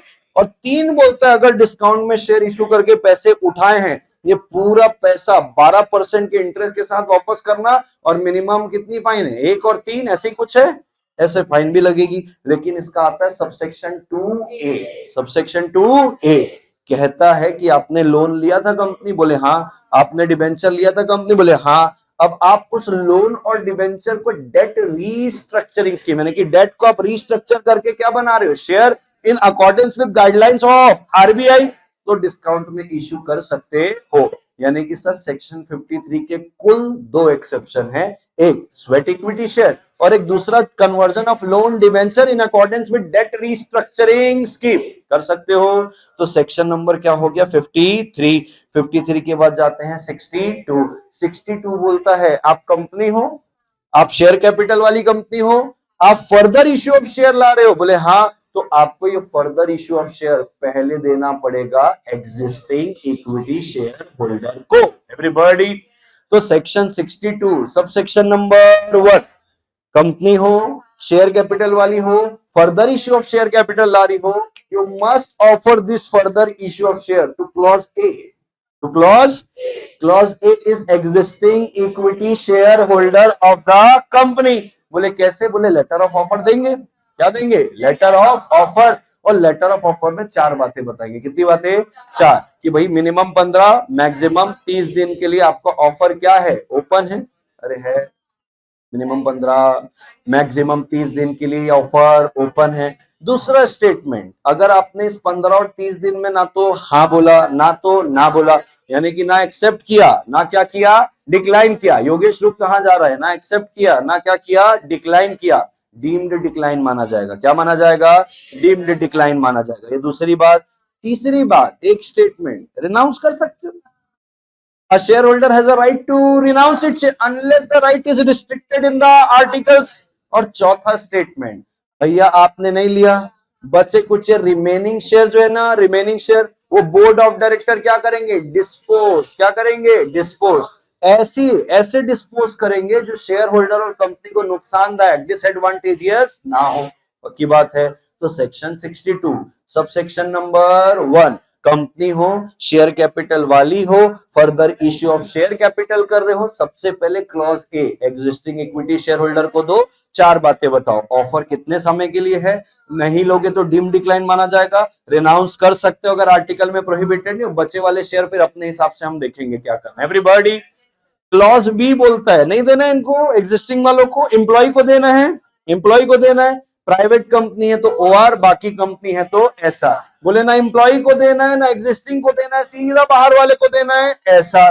सबसेक्शन नंबर 2 कहता है लेटर ऑफ ऑफर जो बात हुई ना, वो डिस्पैच हो जाना चाहिए कम से कम 3 दिन पहले, बिफोर ओपनिंग ऑफ इश्यू। अरे हाँ, मिले ना मिले हमको उससे लेना देना नहीं है, हमारा काम है कि ओपनिंग ऑफ इश्यू से 3 दिन पहले क्या करना है, डिस्पैच। और डिस्पैच से ही मिनिमम 15 और मैक्सिमम 30 गिनने वाले, उनके मिलने से 15-30 दिन गिनने वाले, पक्की बात है। अब आता है अपने पास सबसेक्शन नंबर 3, कहता है आप अलॉट कर रहे हो क्या, शेयर्स, लेकिन शेयर्स आप अलॉट फर्दर नहीं कर रहे हो, आप कन्वर्ट कर रहे हो। Allotment of share on account of conversion of loans debenture. तो बोले फिर इसमें सेक्शन 62 लगने वाला, ये फर्दर किधर हुआ, ये तो ऑलरेडी है। हम तो जब पहले ही इश्यू किए थे कन्वर्टेबल डिबेंचर तब ही एसआर पास करवा लिए थे, और वहां पे जब एसआर पास किए थे तो टर्म ऑफ कन्वर्जन क्या था, उसी में था। तो बोले भैया जब पहले ही एसआर हो गया है तो फिर फर्दर किधर हुआ, ये तो ऑलरेडी हो गया। ऑलरेडी तब होगा जब अभी से हम कुछ फर्दर करेंगे, तो यहाँ पे 62 लगने वाला। फिर ये था सबसेक्शन 3। 4 कह रहा है गवर्नमेंट के डायरेक्शन से आपने लोन और डिबेंचर को क्या कन्वर्ट कर दिया, शेयर्स में। यहां तो टर्म ऑफ कन्वर्जन हो चाहे ना हो फिर भी वो कन्वर्ट कर सकती है, ये सबसेक्शन 4 है। 3 में कंपनी क्या कर रही है, कन्वर्टेबल डिबेंचर इशू की थी या कन्वर्टेबल लोन इशू की थी या कन्वर्टेबल प्रेफरेंस इशू की थी, तो क्या कर रही है, इक्विटी में कन्वर्ट। हाँ एवरीबॉडी, 4 में ऐसा कुछ नहीं है, 4 में तो बस ऐसा हुआ कि आपने गवर्नमेंट से क्या लिया हुआ था, लोन लिया हुआ था, गवर्नमेंट से आपने क्या लिया हुआ था, लोन। तो बोल रहा है अगर किससे लोन लिया हुआ है, गवर्नमेंट से, तो गवर्नमेंट क्या कर सकती है, आपको ऑर्डर दे सकती है कि भैया वो लोन और डिबेंचर को क्या कर दो, कन्वर्ट कर दो, किस पे, शेयर्स पे, पब्लिक इंटरेस्ट पे। लेकिन सबसेक्शन 5 कहता है जब सरकार ऐसा ऑर्डर देगी ना, अरे देगी तो 3-4 बातें देखेगी, कंपनी की financial position, rate of interest, term of conversion था कि नहीं था, अदर कंडीशन एज में बी प्रिस्क्राइब। तो कहता है सबसेक्शन 4 में जो गवर्नमेंट का डायरेक्शन आ रहा है, अरे आ रहा है, उसकी वजह से आपका ऑथराइज शेयर कैपिटल अगर इंक्रीज हो रहा है, मान लेना ऑथराइज शेयर कैपिटल अल्टर हो गया और उतने अमाउंट से ऑथराइज शेयर कैपिटल इंक्रीज हो गया जितने अमाउंट का आपको शेयर देना है। एवरीबॉडी, 4 और 6, 5 हुआ। एक बात और है, 4 किया है, सरकार का ऑर्डर, डायरेक्शन है, किसका डायरेक्शन है, गवर्नमेंट का डायरेक्शन है, किस बात का, कि भाई कन्वर्ट करो। कंपनी दुखी है, कंपनी क्या है, दुखी। तो जब से ऑर्डर आए वो कितने दिन में अपील में जा सकती है, 60 दिन में। और 60 दिन में जब वो अपील में जाएगी तो जब तक ये अपील का नतीजा आता, सबसेक्शन 6 का प्रभाव आने वाला। क्या तुम मेरे साथ हो? तो ये था अपना सेक्शन नंबर 62। अब 49 तो मजाक है, यूनिफॉर्म बेसिस में आपको क्या करना है, कॉल। 50 अपने को क्या कर रहा है, अगर आर्टिकल में पावर है आप कॉल्स इन एडवांस ले सकते हो। 51 बोलता है या तो नॉमिनल या तो प्रोपोर्शनेट, यानी कि अगर आर्टिकल में लिखा है कि तुम डिविडेंड प्रोपोर्शनेट वैल्यू में दोगे तो जितना पे है उस पे डिविडेंड। अरे हाँ, 44 बोल रहा है शेयर्स क्या होता है, ट्रांसफरेबल है और मूवेबल है। 45 अपने को बोल रहा है कि हर शेयर सर्टिफिकेट में क्या होना चाहिए, नंबर। लेकिन बोले डिपॉजिटरी के पास शेयर है तो नंबर की जरूरत। 60 कह रहा है कंपनी के किसी डॉक्यूमेंट में आपने एक स्टेटमेंट दिया जिसमें आपने ऑथराइज शेयर कैपिटल बताया, उस डॉक्यूमेंट में एक स्टेटमेंट और ऐड करो जिसमें सब्सक्राइब और पेड अप बताओ। क्लियर है? 57 फ्रॉड वाली बात करता है, जाने देते हैं उसको। अल्ट्रेशन की बात करते हैं, सेक्शन नंबर 61 कहता है, क्या कहता है, कंपनी तुमको अपना आर्टिकल अल्टर करना है तो बोले क्या तुम्हारे पास शेयर कैपिटल है, बोले हाँ हम कंपनी है, हमारे पास शेयर कैपिटल है, हम आर्टिकल अल्टर करना, सॉरी मेमोरेंडम अल्टर करना चाह रहे, मेमोरेंडम का भी कैपिटल क्लॉज क्या करना चाह रहे, अल्टर। क्योंकि बाकी मेमोरेंडम के बाकी क्लॉज तो हमने चैप्टर 2 में अल्टर करना सीख गए, एक ही बचा था कौन सा वाला, कैपिटल क्लॉज। तो बोले कैपिटल क्लॉज में अल्ट्रेशन चाहते हो, बोले हाँ चाहते, बोले आर्टिकल में परमिशन है, बोले हाँ है ना, बोले जनरल मीटिंग में ओआर पास हुआ है, बोले हाँ हुआ है ना। तो बोले देख लो फिर कौन सा आर्टिकल, कौन सा मोड से अल्टर करना है, ए से लेके ई तक के कितने मोड है, 5। पहला मोड है ए वाला, increase in authorise share capital of the company. दूसरा मोड है कंसोलिडेट कर रहे हो एंड डिवाइड कर रहे हो, किसको, शेयर कैपिटल को, किस अमाउंट से, लार्जर अमाउंट से। कंसोलिडेट और डिवाइड, किसको कंसोलिडेट करके डिवाइड कर रहे हो, शेयर कैपिटल को, किससे डिवाइड कर रहे हो, लार्जर अमाउंट से। अरे हाँ कि ना, बड़े जीवन में आगे। तीसरा सी वाला पॉइंट कहता है कि आप शेयर से स्टॉक या स्टॉक से वापस से शेयर्स करना चाह रहे हो।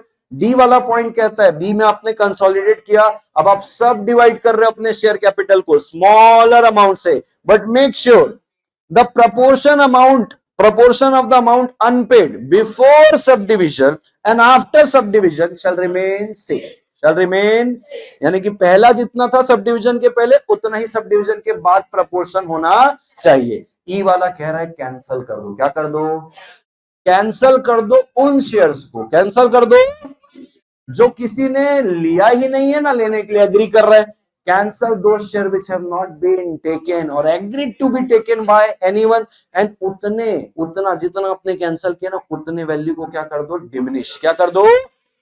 तो कैंसलेशन को और डिमिनिशन को रिडक्शन नहीं बोलते, ये सबसेक्शन नंबर 2 ही बोल रहा है कि बोले 1 के अंदर जो आपने क्या किया, cancel, it shall not be deemed to be a reduction. Reduction अलग है सेक्शन 66 में, क्या तुम मेरे साथ हो।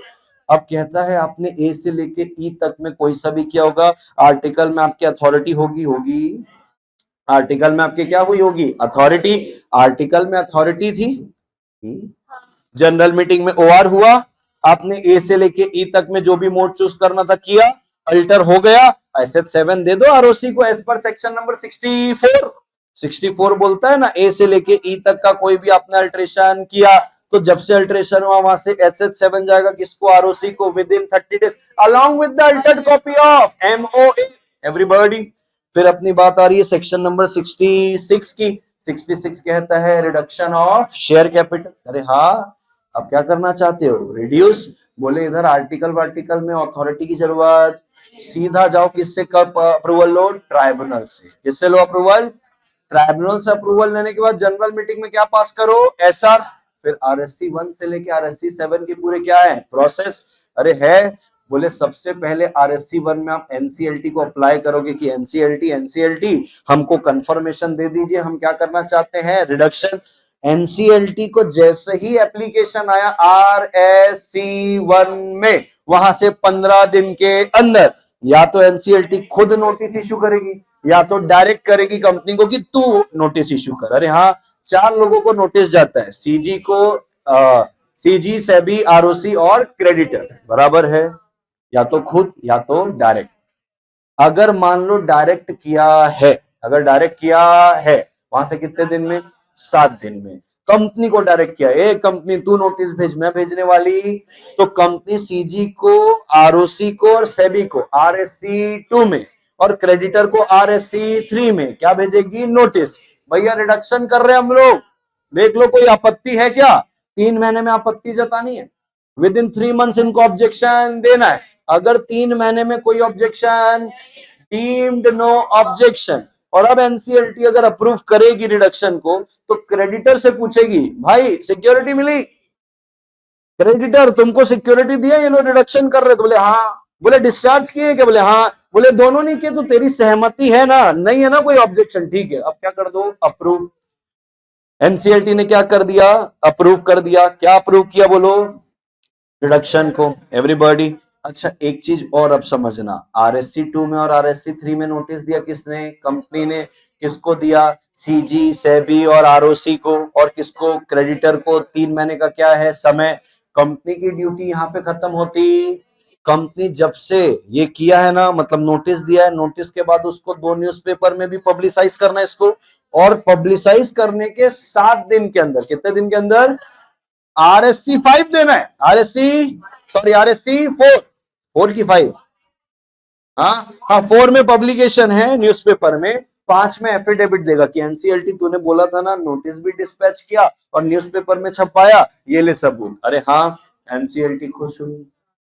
आरएससी 6 में उसने ऑर्डर दिया, अप्रूव किया रिडक्शन ऑफ शेयर कैपिटल। अरे हाँ कि ना, ये जो रिडक्शन ऑफ शेयर कैपिटल उसने अप्रूव किया है ना, अरे किया, इसका सर्टिफाइड ट्रू कॉपी, इसका सर्टिफाइड ट्रू कॉपी कंपनी किसको देगी? आरओसी को, और आरएसी 30 दिन के अंदर RSC 7 में देगा certificate of reduction of share capital. तो की बात है, RSC 1 से लेके RSC 7 हमने रिडक्शन करवा दिया। अब SS 7 भी जाएगा, इसमें नहीं जाने वाला।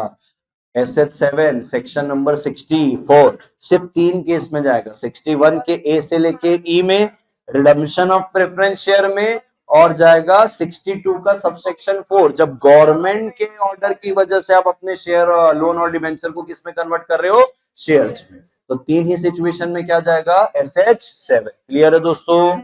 तो चलो ये हो गया क्या? अल्ट्रेशन। अब जाते हैं अपन किस पे? शेयर सर्टिफिकेट में। तो बोल रहा है शेयर सर्टिफिकेट का सेक्शन नंबर 46 कहता है सबसेक्शन नंबर 1 कहता है subsection number that the person named in the share certificate shall be prima facie owner of the share certificate। Sign में अगर बात करें तो 2 डायरेक्टर और 1 CS, अगर CS है तो शेयर सर्टिफिकेट को साइन करेगा?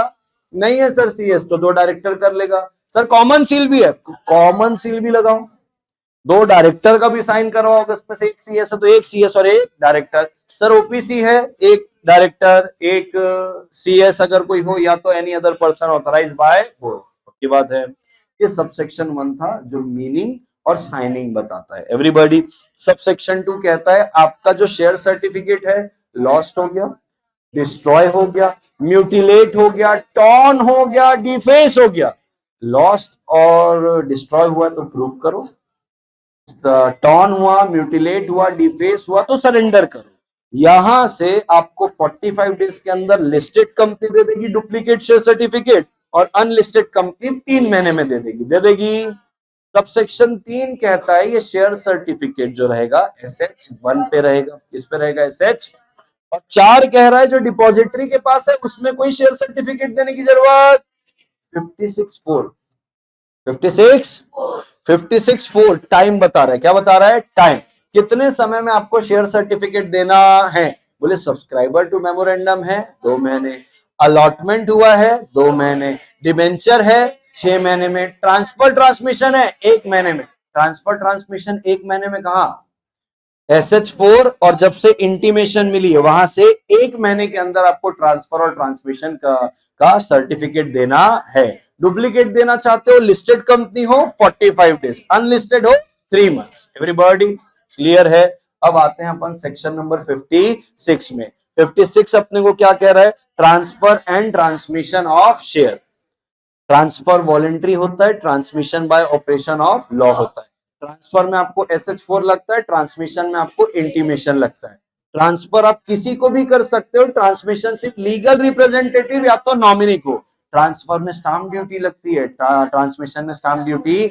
Transfer for consideration, without consideration भी हो सकता है, transmission is always without consideration. Everybody, अब बात करते हैं कि ट्रांसमिशन और ट्रांसफर क्या कहते हैं। तो सबसेक्शन नंबर 1, बोले ट्रांसफर करना चाहते हो, अरे ट्रांसफर करना चाहते हो, क्या लगेगा? SH 4। SH 4 को हम बोलते हैं शेयर ट्रांसफर फॉर्म या ट्रांसफर डीड या ट्रांसफर इंस्ट्रूमेंट, आप उसको कुछ भी बोल सकते हो, लेकिन SH 4 लगेगा। इस SH 4 में डेट, स्टाम्प और साइन, ये 3 चीज अगर आप करते हो, ट्रांसफर और ट्रांसफरी मिलके, इसको बोलते हैं एग्जीक्यूट किया आपने। अरे हाँ, इसमें आप अटैच करोगे शेयर सर्टिफिकेट, शेयर सर्टिफिकेट नहीं है तो लेटर ऑफ अलॉटमेंट अटैच करके with in 60 days, with in कहां से? डेट, स्टाम्प और साइन, एग्जीक्यूशन से 60 दिन के अंदर आप भेजोगे कंपनी को। किसको भेजोगे?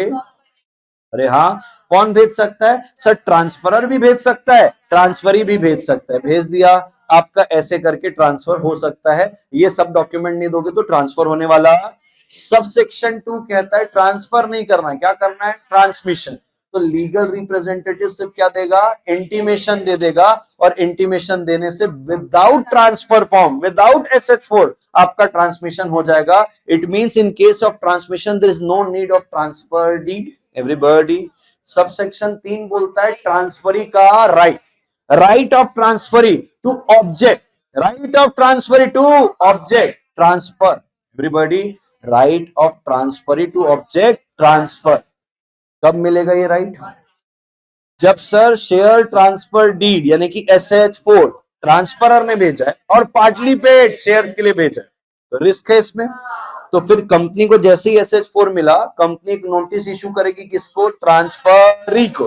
बोले ट्रांसफरी भाई पार्टली पेड शेयर के लिए क्या आया है? SH4 तेरे नाम से ट्रांसफर करने बोल रहा है, तेरे पास 2 हफ्ते का समय है, या तो हाँ बोल या तो ना बोल। ना तूने हाँ बोला ना तूने ना बोला, आफ्टर 2 वीक्स कंपनी में रजिस्टर द ट्रांसफर। पक्की बात है, 4 अपन ऑलरेडी पढ़ चुके हैं, 56(4) अभी पढ़े ना, 2 महीने, 6 महीने, 1 महीने, 45 दिन, 3 महीने। अरे हाँ, अब आता है अपने पास आगे 50, हाँ, transfer by legal represent, transmission नहीं बोल रहा हूं, क्या बोल रहा हूं? ट्रांसफर बाय लीगल रिप्रेजेंटेटिव, यानी कि लीगल रिप्रेजेंटेटिव बोल रहा है मेरे को नहीं चाहिए शेयर, किसी और को दे दो। तो कंपनी बोल रही किसी और को नहीं देते, ट्रांसफर हम किसी और को नहीं करते जब तक तू क्या ना हो, होल्डर ऑफ सिक्योरिटी। ट्रांसमिशन हो सकता है क्योंकि जो होल्डर है वो जा चुका है, तू बोल रहा है ट्रांसमिशन नहीं करना है, ट्रांसफर। ट्रांसफर वही कर सकता है जो होल्डर है, जो जिंदा है, जिंदा वाला चले गया, तू नहीं कर सकता ट्रांसफर। बोले नहीं, ऐसे में तो दिक्कत आ जाएगी। तो सबसेक्शन नंबर 5 कहता है, if the legal representative does not want to take the share by his own, he can apply for the transfer of share even though he is not the holder of security. Company will do the transfer as if he is the holder of security. Everybody, ये section number 56, sub section number क्या है? 5 है। फिर 58 है, 58 क्या बोलता है? Refusal. क्या हो रहा है? Refusal to register transfer and transmission. Company है, प्राइवेट कंपनी है, अरे कंपनी है, प्राइवेट कंपनी है, रिफ्यूज कर रही है। नहीं नहीं बोले, आर्टिकल में लिखा है कि कंपनी के एग्जिस्टिंग मेंबर को ही क्या करना है? ट्रांसफर। या कंपनी के आर्टिकल में लिखा है कि बोर्ड से ही पूछ के ट्रांसफर करना है। प्राइवेट कंपनी, रिस्ट्रिक्शन है, हम नहीं करेंगे तुम्हारा ट्रांसफर और ट्रांसमिशन रजिस्टर। रिफ्यूज कर रहे हो, कंपल्सरी इशू करना पड़ेगा क्या? Notice, notice of refusal. Refusal of what? To register transfer और ट्रांसमिशन। किसको दोगे? ट्रांसफरर को भी और ट्रांसफरी को भी। ग्राउंड्स बताओगे कि भाई क्यों हम रिफ्यूज कर रहे हैं? अरे हाँ, ये बेचारा दुखी होगा, दुखी होगा तो जाएगा एनसीएलटी के पास। बोले कितने दिन में? बोले जब से नोटिस ऑफ रिफ्यूजल आया है ना, वहां से 30 दिन में, कि एनसीएलटी देखो मेरा ट्रांसफर ट्रांसमिशन रजिस्टर हो। सर नोटिस ही नहीं आया इसको, तो बोले कितना दिन? 60 दिन। कितना दिन? कहां से 60 दिन? जब से SH4 या इंटीमेशन गई है किसको? कंपनी को। ये 60 दिन में, ये 60 दिन, 30 दिन कहां से गिन रहे हैं? नोटिस ऑफ रिफ्यूजल से, कि सर नोटिस ऑफ रिफ्यूजल आ गया तो 30 दिन, सर नोटिस ऑफ रिफ्यूजल नहीं आया तो 60 दिन from the date of SH4 और ट्रांसमिशन, वहां से गिनना है। यही पब्लिक कंपनी के लिए 60 और 90 हो जाता है। अरे हाँ, अब एनसीएलटी पुचकारेगी इसको। अरे एनसीएलटी क्या करेगी? पुचकारेगी। अच्छा, एनसीएलटी के पास कौन जाएगा? ट्रांसफरर जाएगा कि ट्रांसफरी जाएगा? ट्रांसफरी जाएगा। अरे हाँ, ट्रांसफरी चले गया, एनसीएलटी सुन के या तो डिसमिस करेगी या तो डायरेक्ट करेगी, कि डायरेक्ट करेगी ये कंपनी चल रजिस्टर कर, सब बराबर है, और डैमेज अलग देगी। अरे हाँ, एनसीएलटी ने अगर कंपनी को ऑर्डर दे दिया, कंपनी कितने दिन में कंप्लाई करेगी? 10 दिन। जब से ऑर्डर मिला वहां से 10 दिन में ट्रांसफर और ट्रांसमिशन हो जाना, हो जाएगा। Are you sure? 100%। बस हो गया बेचारे का काम। अब आते हैं अपन क्या, फॉर्जरी। फॉर्जरी को रहने दो, नलिटी एंड वॉइड है। हाँ हाँ, एक ही बात है पब्लिक का, 60 और 90 डेज है, बाकी तो कुछ नहीं है। अब आता है अपना सेक्शन नंबर 72। किसकी बात करता है? किसकी बात कर रहा है? नॉमिनेशन की। किसकी बोलो? नॉमिनेशन अगर करना है nomination, any time any person. अरे हाँ, एनी टाइम एनी पर्सन, किसी भी वक्त किसी भी पर्सन को होल्डर ऑफ सिक्योरिटी नॉमिनी बना सकता है। बोलो, किसी भी वक्त किसी भी पर्सन को होल्डर ऑफ सिक्योरिटी नॉमिनी बना सकता है। किसी भी टाइम किसी भी वक्त होल्डर ऑफ सिक्योरिटी क्या बना सकता है? नॉमिनी। माइनर को भी बना सकता है, but there must be a name of other person who will hold the security during the minority of the minor. तो किसी भी वक्त किसी भी व्यक्ति को होल्डर ऑफ सिक्योरिटी नॉमिनी बना सकता है, इवन दो वो नॉमिनी माइनर क्यों ना हो, बट उसके केस में एक अदर पर्सन होना चाहिए। क्या वेरिएशन और कैंसल भी हो सकता है? हाँ, किसी भी वक्त आप इसको चेंज भी कर दो या क्या कर दो? कैंसिल कर दो। क्या तुम मेरे साथ हो? सर क्या जॉइंट होल्डर ऑफ सिक्योरिटी भी नॉमिनी बना सकते हैं? हाँ, कलेक्टिवली। कैसे? तो सर ये तो समझ में आया, अगर कोई सिंगल होल्डर ऑफ सिक्योरिटी है, इंडिविजुअल है, उसने नॉमिनी बनाया, तो जैसे ही मरा तो पूरा राइट ट्रांसफर हो जाएगा नॉमिनी को। लेकिन सर जब जॉइंट होल्डर है, तो जब तक पूरे के पूरे जॉइंट होल्डर नहीं मरते, तब तक नॉमिनी के पास राइट ट्रांसफर होने वाले नहीं है। पक्की बात है क्या? वेरिएशन और कैंसल भी हो सकता है। सबसे इंपॉर्टेंट बात है सेक्शन 72 का ओवरराइडिंग इफेक्ट है। क्या है? सर घर वाले हैं, घर परिवार है, बच्चे हैं, बीवी है, लेकिन पराई औरत को नॉमिनी बना दिया, भाड़ में जाए बोले घर वाले और बीवी और बच्चे। 72 बोला एक बार नॉमिनी बनाया ना, नॉमिनी बनाया तो बस नॉमिनी को ही क्या मिलेगा? राइट्स मिलेंगे, ट्रांसफर उसको ही होने वाला है। सर विल बनाया, सर विल बना के गया, सर मरते मरते विल बना के गया, वकील को बोला इसको देना, विल को भी ओवरराइट करेगा, लीगल रिप्रेजेंटेटिव को भी ओवरराइट करेगा, और किसी एक्ट में कुछ बात लिखी उसको भी ओवरराइट करेगा। जो नॉमिनी है उनके ही पास शेयर क्या होगा? ट्रांसफर होगा। बेटा टेम्परेचर बढ़ा के ले रहे हो योगेश, ठीक है, उसी के पास क्या होगा? राइट क्या होगा? ट्रांसफर होगा। क्या आर यू श्योर एवरीबॉडी? ठीक है, ये हो गया अपना 72। अरे 72 के बाद अपन जाते हैं 69 पे। 69 कहता है आप क्या कर रहे हो? बायबैक, या आप रिडम्पशन कर रहे हो किसका? प्रेफरेंस शेयर का। या बायबैक कर रहे हो या रिडम्पशन कर रहे हो किसका? प्रेफरेंस शेयर का। तो नॉमिनल अमाउंट, क्या बोल रहा हूं? अच्छा, ये भी नॉमिनल अमाउंट कब ट्रांसफर करना है? जब आप प्रॉफिट से कर रहे हो बायबैक, जब आप फ्री रिजर्व से या सिक्योरिटी प्रीमियम अकाउंट से क्या कर रहे हो? बायबैक, या आप कर रहे हो रिडम्पशन। सर आप फ्रेश इशू किए, क्या किया? फ्रेश इशू किया और उससे बायबैक कर रहे हो, तब सीआरआर में जाना। लॉजिक क्लियर है? हम चाहते हैं कि कंपनी के ओनर का पैसा लगा रहे, तो प्रॉफिट से अगर आप क्या कर रहे हो? बायबैक, या प्रॉफिट से आप क्या कर रहे हो? रिडम्पशन ऑफ प्रेफरेंस शेयर, या सिक्योरिटी प्रीमियम अकाउंट से कर रहे हो, तो नॉमिनल वैल्यू, क्या बोल रहा हूं? जितना नॉमिनल वैल्यू, जितना बायबैक किया, जितना रिडीम किया, उसके नॉमिनल वैल्यू किधर जाएगा? Capital, redemption, reserve. और इस रिजर्व के अंदर जो भी पैसा है आप फुल्ली पेड बोनस शेयर के लिए ही इस्तेमाल कर सकते हो, उसके अलावा और किसी चीज के लिए इस्तेमाल नहीं होगा। फिर है सेक्शन नंबर 52। 50 कहता है सिक्योरिटी प्रीमियम अकाउंट है, बहुत पैसा आया प्रीमियम का, बोनस दे, क्या दे दो? बोनस। बायबैक दे दो, अरे हाँ बायबैक कर लो। प्रीलिमिनरी एक्सपेंस को क्या कर दो? Right of. अंडर राइटर की कमीशन को दे दो उससे, अरे हाँ डिबेंचर का रिडम्पशन कर लो, प्रेफरेंस का रिडम्पशन कर दो, अरे प्रीमियम देना है रिडम्पशन के समय, वो दे दो, कोई दिक्कत वाली बात नहीं है। क्या तुम मेरे साथ हो? तो 69 भी हुआ, 52 भी हुआ।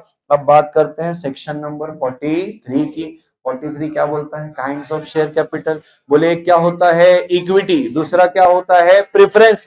तो बोले इक्विटी शेयर कैपिटल वो होता है जो प्रेफरेंस नहीं होता, और बोले प्रेफरेंस वो होता है जो इक्विटी के ऊपर प्रेफरेंस रखता है डिविडेंड की या तो repayment of capital during winding up. अरे हाँ, तो ये हुआ। अब बोलता है इक्विटी शेयर में भी ना दो प्रकार के होते हैं, एक होता है ऑर्डिनरी शेयर, एक होता है equity share with differential voting rights. Everybody, तो बोलता है अगर कंपनी को equity share with differential voting rights issue करने हैं, उसको कुछ शर्तें पूरी करनी पड़ेगी। पहली अथॉरिटी चाहिए आर्टिकल में, दूसरी अथॉरिटी चाहिए जनरल मीटिंग में ओआर पास करके। एवरीबॉडी, पहली अथॉरिटी चाहिए आर्टिकल में, दूसरी अथॉरिटी चाहिए जनरल मीटिंग में ओआर पास करके। एवरीबॉडी, तीसरा बोलता है मैक्सिमम, क्या बोलता है? 74% ऑफ टोटल वोटिंग पावर। अरे हाँ, यानी कि जो आप इशू करोगे डिफरेंशियल वोटिंग राइट्स वाले शेयर, उनका टोटल वोटिंग पावर में मैक्सिमम 74% का वोटिंग पावर होगा, उससे ज्यादा होने वाला नहीं। ये तीसरी बात। आर्टिकल में अथॉरिटी, ओआर में अथॉरिटी, और 74% क्या रहेगा? मैक्सिमम रहेगा। एवरीबॉडी, चौथा कह रहा है लगातार पिछले 3 प्रीसीडिंग फाइनेंशियल ईयर में आपने एनुअल रिटर्न और फाइनेंशियल स्टेटमेंट का डिफॉल्ट किया नहीं है। पक्की बात है? एनुअल रिटर्न और फाइनेंशियल स्टेटमेंट का डिफॉल्ट किया तो ओआर, आर्टिकल में परमिशन, ओआर से परमिशन, आपका 74% मैक्सिमम पिछले लगातार पिछले 3 प्रीसीडिंग फाइनेंशियल ईयर में एनुअल रिटर्न और फाइनेंशियल स्टेटमेंट का डिफॉल्ट किया नहीं है। पांचवा डीडीपी है, 3 डी और 1 पी, लोन वाली बात नेक्स्ट में। तो अब बोल रहा है डिबेंचर, डिपॉजिट और डिविडेंड और प्रेफरेंस शेयर, यानी कि डिविडेंड के पेमेंट में डिफॉल्ट नहीं किया, डिपॉजिट के रीपेमेंट और उसके इंटरेस्ट पे डिफॉल्ट नहीं किया, प्रेफरेंस शेयर के रिडम्पशन पे डिफॉल्ट नहीं किया, अरे हाँ, और लोन सॉरी प्रेफरेंस शेयर के रिडम्पशन में हो गया ये डी, यानी कि डिपॉजिट, डिविडेंड, डिबेंचर और प्रेफरेंस शेयर का आपने डिफॉल्ट किया नहीं किया है। अब आते हैं आगे, बोले और किसका डिफॉल्ट नहीं किया है, तो बोले 3 चीज का, बोले बैंक से एफआई से लोन वोन लिया है उसका डिफॉल्ट नहीं होना चाहिए, स्टैट्यूटरी पेमेंट यानी कि जो ग्रेचुटी हो गया, पीएफ हो गया, इसका डिफॉल्ट होना, आईईपीएफ इन्वेस्टर एजुकेशन प्रोटेक्शन फंड में अमाउंट क्रेडिट करने में डिफॉल्ट किया। अच्छा, ये 3 डिफॉल्ट अगर आप सुधार लेते हो, और सुधार के जिस फाइनेंशियल ईयर में सुधारे हो ना, जिस फाइनेंशियल ईयर में सुधारे वहां से अगर 5 साल बीत चुके, अरे हाँ, अब डीवीआर इशू करना, अब क्या करना, डीवीआर, यानी कि 5 साल क्या रहेगा आपका कूलिंग पीरियड, पक्की बात है। अब बोल रहे 3 जगह तो डिस्क्लोजर है, 3 जगह तो क्या है डिस्क्लोजर, एक्सप्लेनेटरी स्टेटमेंट में डिस्क्लोज कर दो, बोर्ड रिपोर्ट में डिस्क्लोज कर दो, और रजिस्टर ऑफ मेंबर में, board report, register of member और जनरल मीटिंग के एक्सप्लेनेटरी स्टेटमेंट में।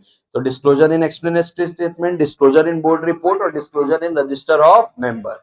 भाई तेरे को टेम्परेचर बढ़ाने बोलता हूं तो तू शिमला क्यों कर देता है, कितने में है, कितने में है टेम्परेचर, फटाफट बोल। हाँ, ये पता नहीं ऑटो में कर दिए क्या किए भगवान मालिक है, दोनों का 24 और सेकंड नंबर में करके ले, बरोबर है एवरीबॉडी। चलिए तो भैया वापस से बोलते हैं, आर्टिकल में अथॉरिटी, ओआर से अथॉरिटी, मैक्सिमम 74%, अरे हाँ कि ना, लगातार पिछले 3 प्रीसीडिंग फाइनेंशियल ईयर में एनुअल रिटर्न और फाइनेंशियल स्टेटमेंट का कोई डिफॉल्ट नहीं, डीडीडीपी का कोई डिफॉल्ट नहीं, स्टैट्यूटरी पेमेंट, लोन और इन्वेस्टर एजुकेशन प्रोटेक्शन फंड का डिफॉल्ट 5 साल कूलिंग पीरियड होने के बाद आप कर सकते हो। अरे हाँ, 3 जगह क्या देना है, डिस्क्लोजर, एक्सप्लेनेटरी स्टेटमेंट में, बोर्ड रिपोर्ट में और रजिस्टर ऑफ मेंबर में।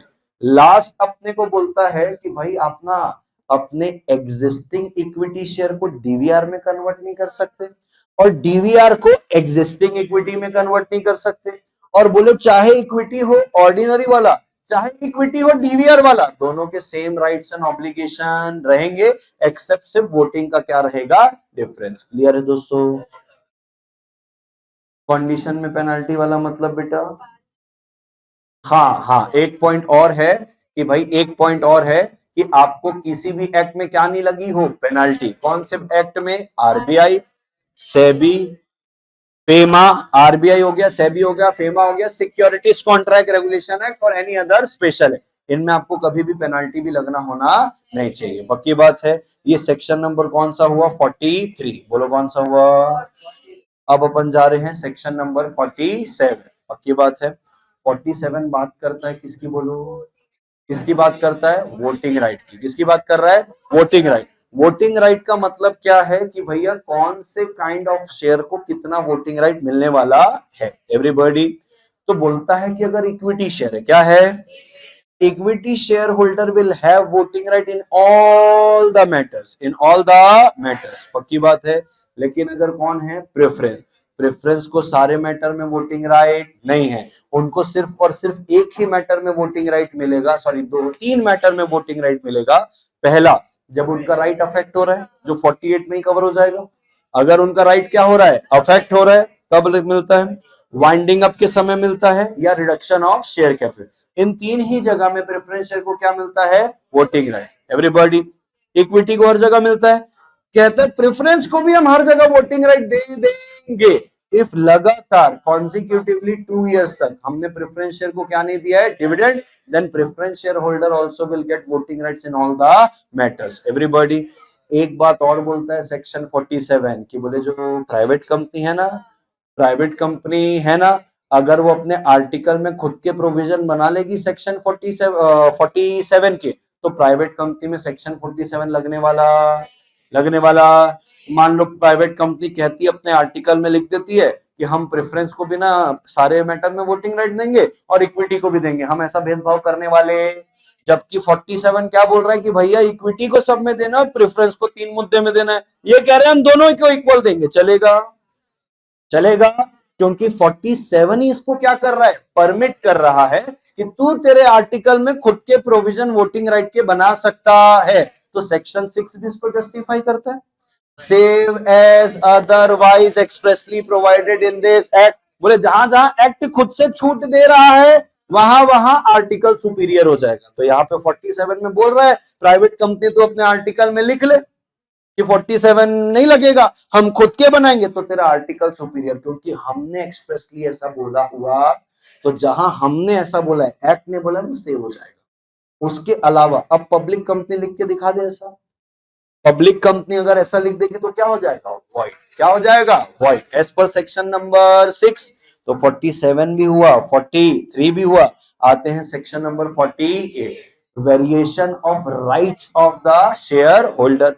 Variation of rights of the share holder. आप क्या कर रहे हो, वेराय कर रहे हो। क्या कर रहे हो, यानी कि शेयर होल्डर के राइट को छेड़छाड़ रहे हो, कम कर रहे हो या तो बढ़ा रहे हो। अरे हाँ, कहता है if a company wants to या propose to vary the rights of the shareholder, अरे हाँ, उस particular class of share holder का, उस particular not less then 3/4 of the issue value का क्या चाहिए, कंसेंट। इस पे राइटिंग में कितना, 3/4 in value of the issued share of that class, 3/4 in value of issued share of that class. Writing में क्या चाहिए, अब राइटिंग में क्या चाहिए, कंसेंट।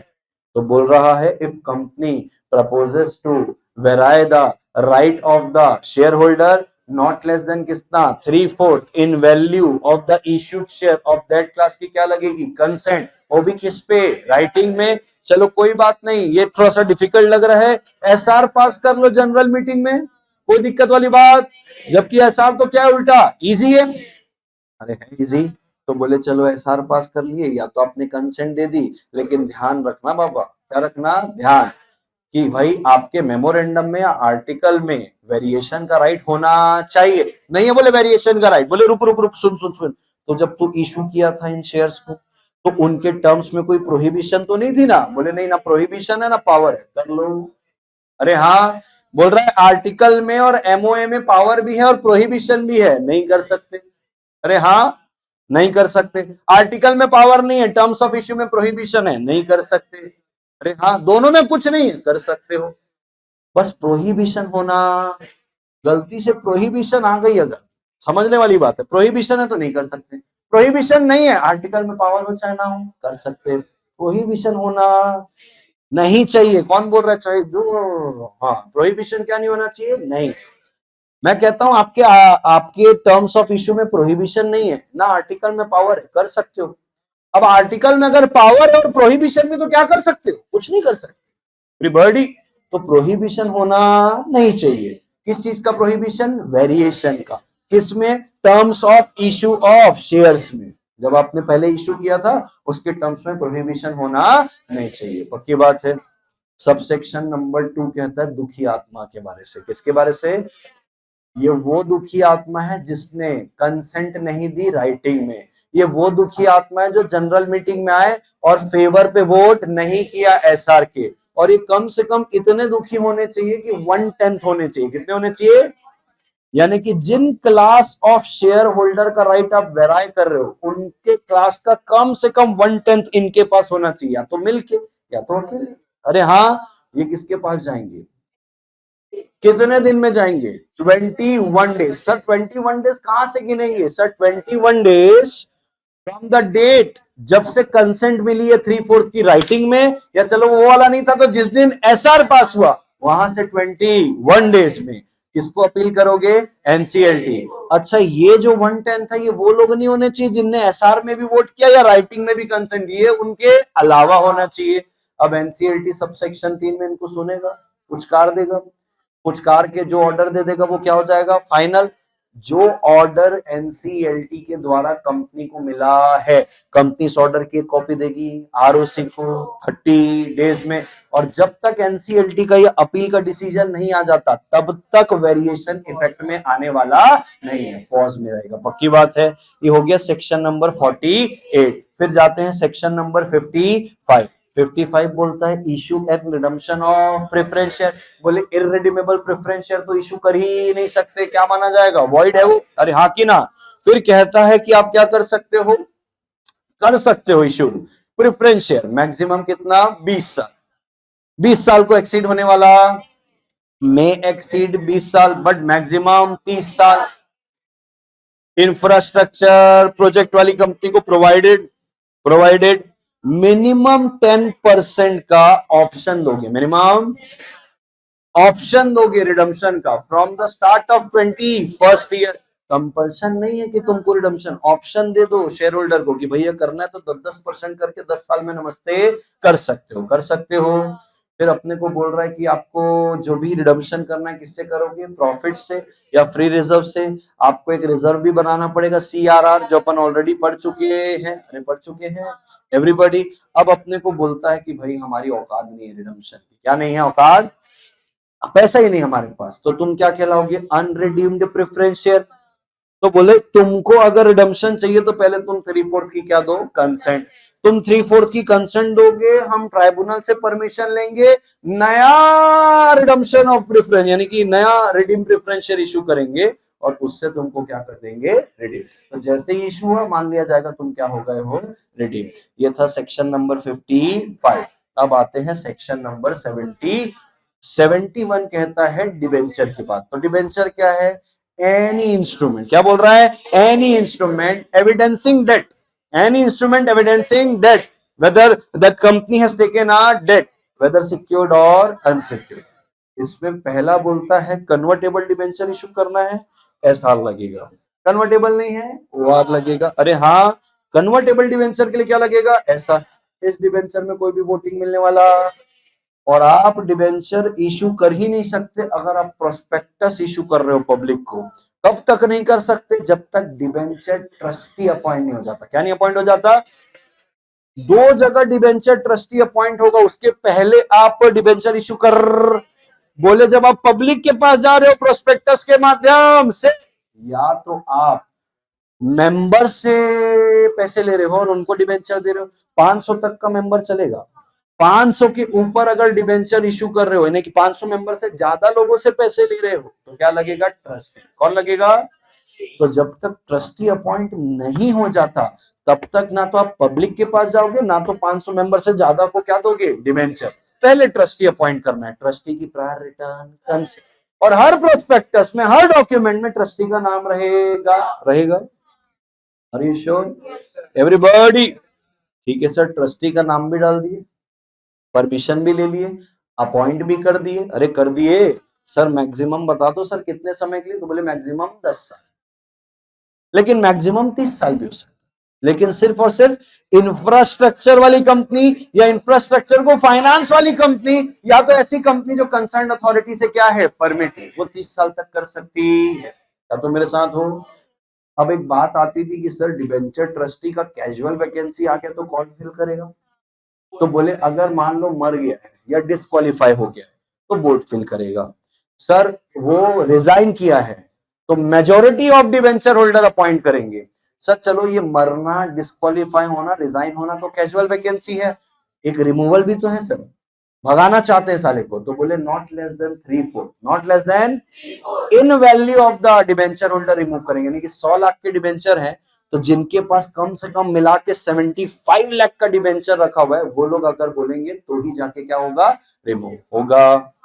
इंपॉर्टेंट बात इसमें ये है कि सर कौन डिवेंचर ट्रस्टी बन सकता है और कौन डिवेंचर ट्रस्टी नहीं बन सकता। Share holder of the company debenture trustee बन नहीं सकता। दूसरा, कंपनी का डायरेक्टर, KMP, एम्प्लॉय या एनी अदर ऑफिसर।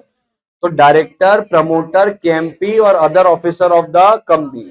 तो डायरेक्टर, KMP, अदर ऑफिसर और एम्प्लॉय किसके, कैश के। किसके, ना तो director, KMP, promoter, employee, officer ना कैश का होना चाहिए, मतलब ना कंपनी का, ना एसोसिएट का, ना सब्सिडरी का, ना होल्डिंग का। पक्की बात। तो ना शेयर होल्डर ना कंपनी का, ऐसा वाला व्यक्ति। तीसरा, he has no pecuniary relation with the company other than receiving remuneration of debenture trustee।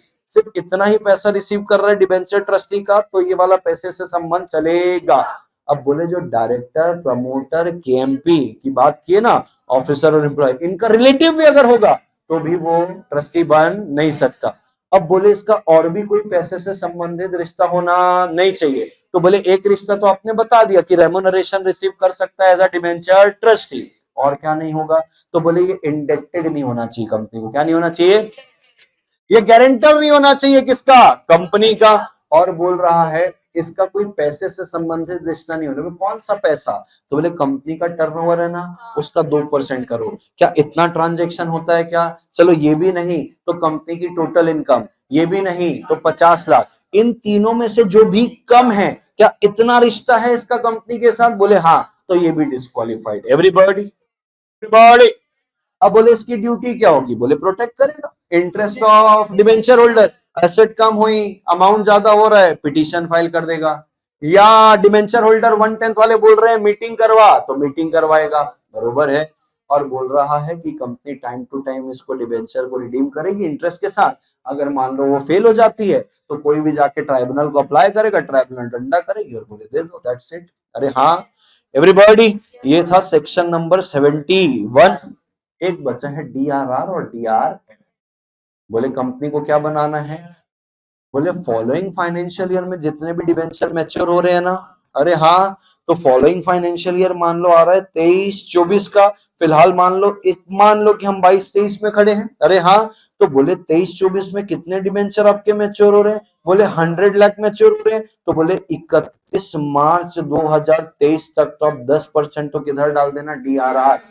अच्छा, यहाँ पे कोई फंड नहीं जा रहा है, सिर्फ आप एक एंट्री पास करके अमाउंट को क्या कर रहे हो? ब्लॉक, कि इतना पैसा तो भैया ब्लॉक हो गया रिडम्पशन के लिए। अरे हाँ, और बोल रहा है जैसे ही 23-24 आ रहा है ना, जहां पे 100 लाख डिबेंचर क्या हो रहे मैच्योर, इसके ऑन और बिफोर 30 अप्रैल, ऑन और बिफोर 30 अप्रैल आप 15% जमा करा दोगे डिबेंचर रिडम्पशन फंड में, चाहे वो इंडियन सिक्योरिटीज में हो, चाहे वो गवर्नमेंट सिक्योरिटी हो जो लिक्विडेटेड हो। अरे हाँ कि ना, वहां पे आप जमा करा दो, तैयारी दिखाओ कि आपकी तैयारी रिडम्पशन की चल रही है। तो इन शॉर्ट आप 25% की तैयारी दिखाते हो, 10% इधर और 15% उधर। क्लियर है दोस्तों? And that's all about share capital and debenture. 1.5 घंटे लगे रिवाइज करने में पूरा पूरा, बरोबर है। आपको कितने दिन में करना है? हद से हद 20 मिनट या तो आधा घंटे हो जाएगा मेरे ख्याल से। अभी तो मैं क्या सबको ध्यान में देके करा रहा हूँ, कुछ सेक्शन तो तुम्हारे हाँ आता है कर लोगे तो हो जाएगा, आराम से होगा। आधे घंटे के अंदर ये रिवाइज, पक्की बात है क्या? आओ अब सबसे पहले क्या लिख लो, एक बार सेक्शन का रिविजन कर लो। किसका? अब सेक्शन का जब रिवीजन करेंगे ना, तो अब मैं ऑर्डर वाइज नहीं चलूंगा जैसे मैंने पढ़ा है, मैं 43 से लेके 72 तक जाऊंगा। आप वैसा सेक्शन को रिवाइज करना, उसके बाद मैं तुमको ब्लूप्रिंट बना दूंगा इसका, फिर अपन देखेंगे उसके बाद क्या करना है 5-10 मिनट का ब्रेक लेने के बाद। हाँ कि ना जी? चलिए ध्यान दीजिएगा। आओ सेक्शन फटाफट रिवाइज कर लेते हैं। बोलो कौन सा सेक्शन है? Section number 43। शुरुआत यहीं से। क्या हो गया भाई? Section number 43, kinds of share capital.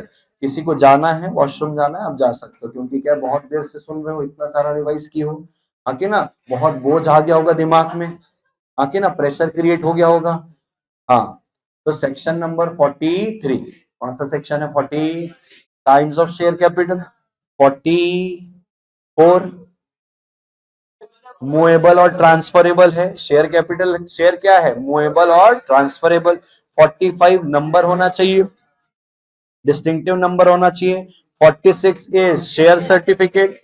47 is voting rights. अरे हाँ कि ना? 48 is variation of share holder right.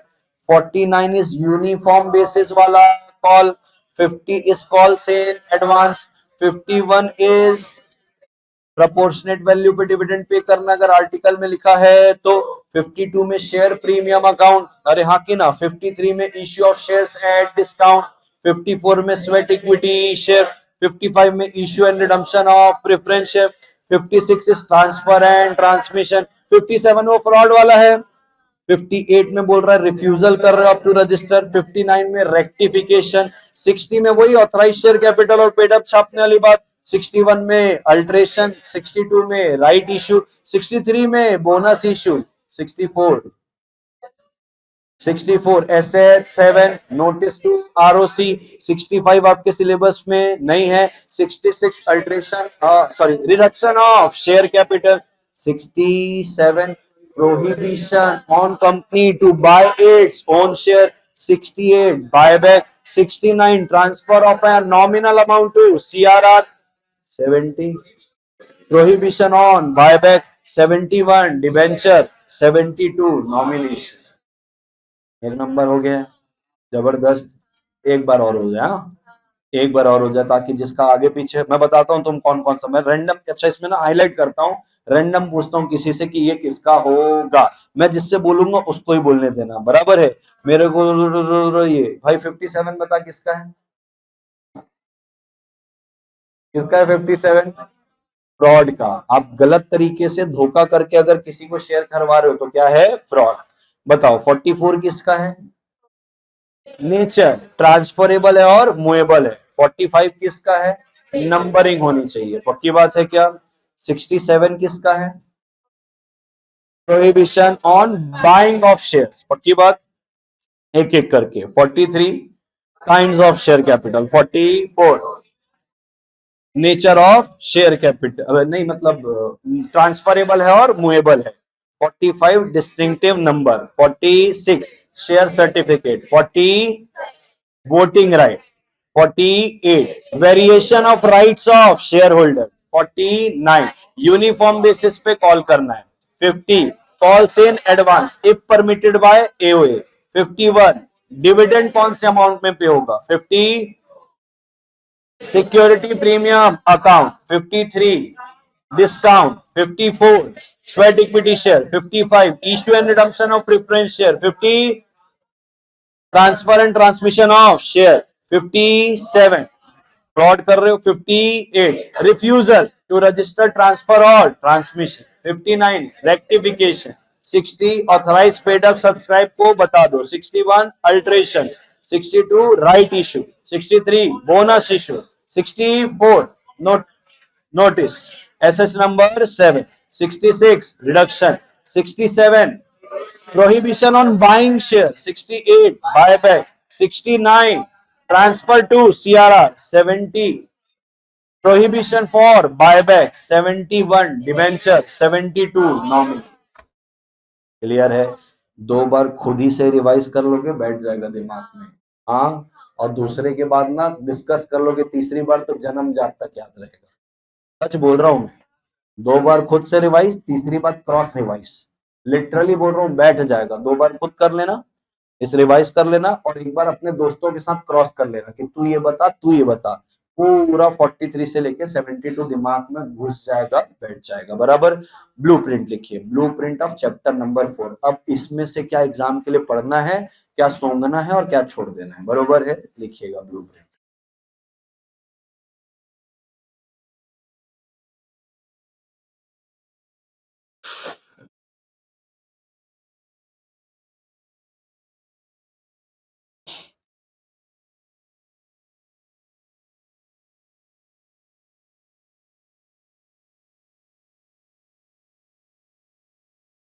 ठीक है दोस्तों ब्लूप्रिंट जब भी हम बनाते हैं हम ब्लूप्रिंट में 3 कैटेगरी निकालते हैं जो फाउंडेशन मेरे से नहीं पढ़ा है उसके लिए बता रहा हूं एक होती category 1 is the prime important भाई इसको तो मतलब मर जाए ये छोड़ के नहीं जाना है हाँ कि ना तो ये प्राइम इंपॉर्टेंस हुआ फिर अपने पास आता है सेकंड कैटेगरी यानी कि पहले इसको करना है फिर इसको करना है अरे हाँ तीसरा लीस्ट कैटेगरी रहता है लीस्ट मतलब इसको एक बार रीड करके चले गए कुछ आ गया तो आ गया बना लेंगे लेकिन जो आएगा पहले और दूसरे से आएगा तीसरे वाले में आने के चांसेस तब 10 में से कभी एक बार पूछ लिया तो अपने को बनना चाहिए अरे हाँ अच्छा एक चीज और क्लियर करना चाहता हूं मैं सेक्शन तो आपको बता रहा हूं आप खुद नोटिस करोगे कि जब आप पास्ट एग्जाम पेपर देखोगे ना तो आपको लगेगा ही नहीं अरे भाई इसके बाहर तो कुछ गया ही नहीं है ये फील आएगा क्योंकि मैं पूरा रिसर्च करके आया हूं उसके बाद ही बताता हूं फाउंडेशन में भी ऐसे ही बताया था उतना आता था पढ़ना आपको पूरा है पापा जैसे अपन ने ये पूरा पढ़ लिया ना अब एग्जाम के समय अपन ये कैटेगरी 1 2 3 में जाएंगे एग्जाम में पूरा नहीं पढ़ने वाले फिलहाल पूरा पढ़ के जाना है कि गलती से मान लो एक आध कोई पॉइंट ऐसा आ जाता है जो गलती से हमने सोचा भी नहीं था लेकिन एग्जाम में सुना हुआ था और घर जाके एक बार रिवाइज किया था या यहाँ पे ऐसे रिवाइज किया था तो आ जाए, लेकिन वो 10 में से एक ही बार होगा कि कुछ उड़ता आ जाए, मतलब बहुत ज्यादा प्रभाव नहीं रहेगा उसका एग्जाम में, बहुत माइनर प्रभाव रहेगा, लेकिन बूंद बूंद से घड़ा भरता है, हाँ कि ना। तो अपने को पता रहना चाहिए। तो आप ब्लूप्रिंट लिखिए, ब्लूप्रिंट ऑफ चैप्टर नंबर 4। उसके आप 3 हाथ निकालोगे, कैटेगरी 1, कैटेगरी 2 और कैटेगरी 3। कैटेगरी 1 क्या है? प्राइम इंपॉर्टेंस, एकदम प्रायोरिटी वाले सेक्शन, इतने इंपॉर्टेंट कि भाई इसको तो करना ही है। कैटेगरी 2 कि ये हो गया तो फिर 2 में जाएंगे, और 3 वाला मिसलिनियस, सुन के भी जाओगे रीड करके भी जाओगे तो चलेगा, पक्की बात है। बोलो दोस्तों, कैटेगरी 1 में लिखेंगे पहला section number 68, section number 68 buyback, लिख सकते हो आप बायबैक, सेक्शन 68 बायबैक, ठीक है। कैटेगरी 2 में आप लिखोगे बायबैक एंड प्रोहिबिशन, यानी कि 68 एंड 70, सॉरी कैटेगरी 2 नहीं, मतलब 1 के अंदर दूसरा, माय मिस्टेक। कैटेगरी 1 के ही अंदर आप क्या लिखोगे? पहला वाला क्या लिखे? बायबैक, उसी के अंदर दूसरा लिखोगे बायबैक एंड इट्स प्रोहिबिशन 68 और 70, बायबैक एंड इट्स प्रोहिबिशन 68 और 70। 70 में क्या है? प्रोहिबिशन ही है ना, तो बायबैक एंड इट्स प्रोहिबिशन, तो 68 और 70। बायबैक एंड प्रोहिबिशन क्यों बताया? क्वेश्चन दे देगा आपको बायबैक करना चाह रहे लेकिन कुछ बता देगा, कुछ डिफॉल्ट किए हुए, तो वो ध्यान में आना मांगता है कि ऐसे क्वेश्चन आ सकता है। तो सेक्शन 68 हुआ, फिर दूसरा आपने लिखा buyback and it's prohibition section 68 और 70। अरे हाँ, तीसरा कैटेगरी नहीं, तीसरा पॉइंट उसके अंदर restriction on purchase, section 67, restriction on purchase, restriction on purchase of its own shares, restriction on purchase of its own shares, बरोबर है। सेक्शन नंबर कौन सा रहेगा ये? 67। इसको अपने को करना ही करना है अच्छे से, बरोबर है। अब आप आ जाओ कैटेगरी नंबर 2 के अंदर, बोलो कैटेगरी 2। कैटेगरी 2 के अंदर आपके पास सबसे पहले आएगा right issue, section number 62। Category 2 के अंदर सबसे पहले आपके पास क्या आएगा? राइट इशू, बराबर है। सेकंड आपके पास आएगा sweat equity share, section number 54, section number 54। तीसरी कैटेगरी आपके पास आएगी डिस्काउंट, सेक्शन नंबर 63, 53, बरोबर है, सेक्शन नंबर 53। तीसरी कैटेगरी तीसरा पॉइंट कौन सा है? डिस्काउंट। चौथा पॉइंट सेकंड कैटेगरी में बोनस, 63, बराबर। तो एक बार मैं रिपीट करता हूं, फर्स्ट कैटेगरी में अपन ने 3 सेक्शन किए, 67, 68 और 70। सेकेंड कैटेगरी में आए अपन तो हमने सबसे पहले राइट इशू देखा, राइट के बाद स्वेट, स्वेट के बाद डिस्काउंट और डिस्काउंट के बाद बोनस। अच्छा, मैं डिस्काउंट इसलिए लिखाया हूं क्योंकि स्वेट इक्विटी के साथ पढ़ना है उसको। डिस्काउंट में सच क्वेश्चन आज तक पूछा नहीं है, बट बीच में घुसा देता है कि कंपनी ना स्वेट इक्विटी शेयर इशू कर रही है और डिस्काउंट में कर रही है, तो पढ़े रहोगे, मैच होके साथ में आंसर आएगा, बराबर है। तो ये हो गया अपनी कौन सी कैटेगरी? Second category. आइए थर्ड कैटेगरी के अंदर। अच्छा, थर्ड कैटेगरी में जाने के पहले आप कुछ पॉइंट्स जो हैं सेकेंड कैटेगरी में ऐड कर लो, और ऐड कर लो।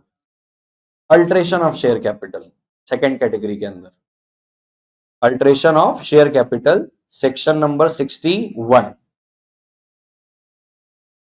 61। डिवेंचर भी इसके अंदर डाल लो, सेक्शन नंबर 71, डिवेंचर भी आप इसके अंदर डाल लो, सेक्शन नंबर 71, बराबर है। अब आप जाइए थर्ड कैटेगरी में। थर्ड कैटेगरी में आप लिखेंगे redemption of preference shares, redemption of preference shares, section number कौन सा? 55। Refusal to register transfer transmission, 58, तो एक आ जाएगा redemption of preference share 55, refusal to register transfer transmission 58, बरोबर है।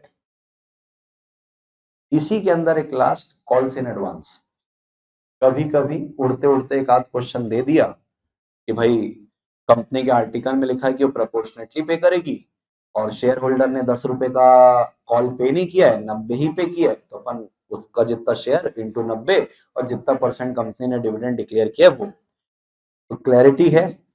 इसके अलावा आप जितने सेक्शन इधर देख रहे हो सब फालतू। फालतू का मतलब क्या? अब एक बात है, तुम मेरी बात को ध्यान से समझना, बहुत इंपॉर्टेंट बात बता रहा हूँ, एक गेम चेंजर साबित हो सकती है आपके एग्जाम के लिए। मुझे एक बात बताओ, ये तो चलो सिलेबस में था तो हमने पढ़ लिया, तो मेरे को एक बात बताओ, क्या इंस्टीट्यूट तुमको सेक्शन नंबर 43 में काइंड्स ऑफ शेयर कैपिटल पूछेगा? नहीं, आपको पूछेगा वो डीवीआर, अगर पूछेगा तो। अरे हाँ, पढ़ना सब कुछ है, मैं पहले बोल रहा हूँ, ये मैंने तुमको ब्लूप्रिंट बताया, नक्शा जिससे तुम सब्सटेंशियल एग्जाम अटेंड कर सकते हो। आज तक डीवीआर के ऊपर क्वेश्चन नहीं पूछा, आज तक, अभी तक। लेकिन अभी मेरे को एक बात बताओ, मैं कहता हूं आज से तुम्हारा महीने भर भी एग्जाम होगा बाद में, और तुमने क्लास में इतनी बार डीवीआर पढ़ लिया, क्या लिख पाओगे आराम से? वहां पर लिख पाओगे अगर आया तो?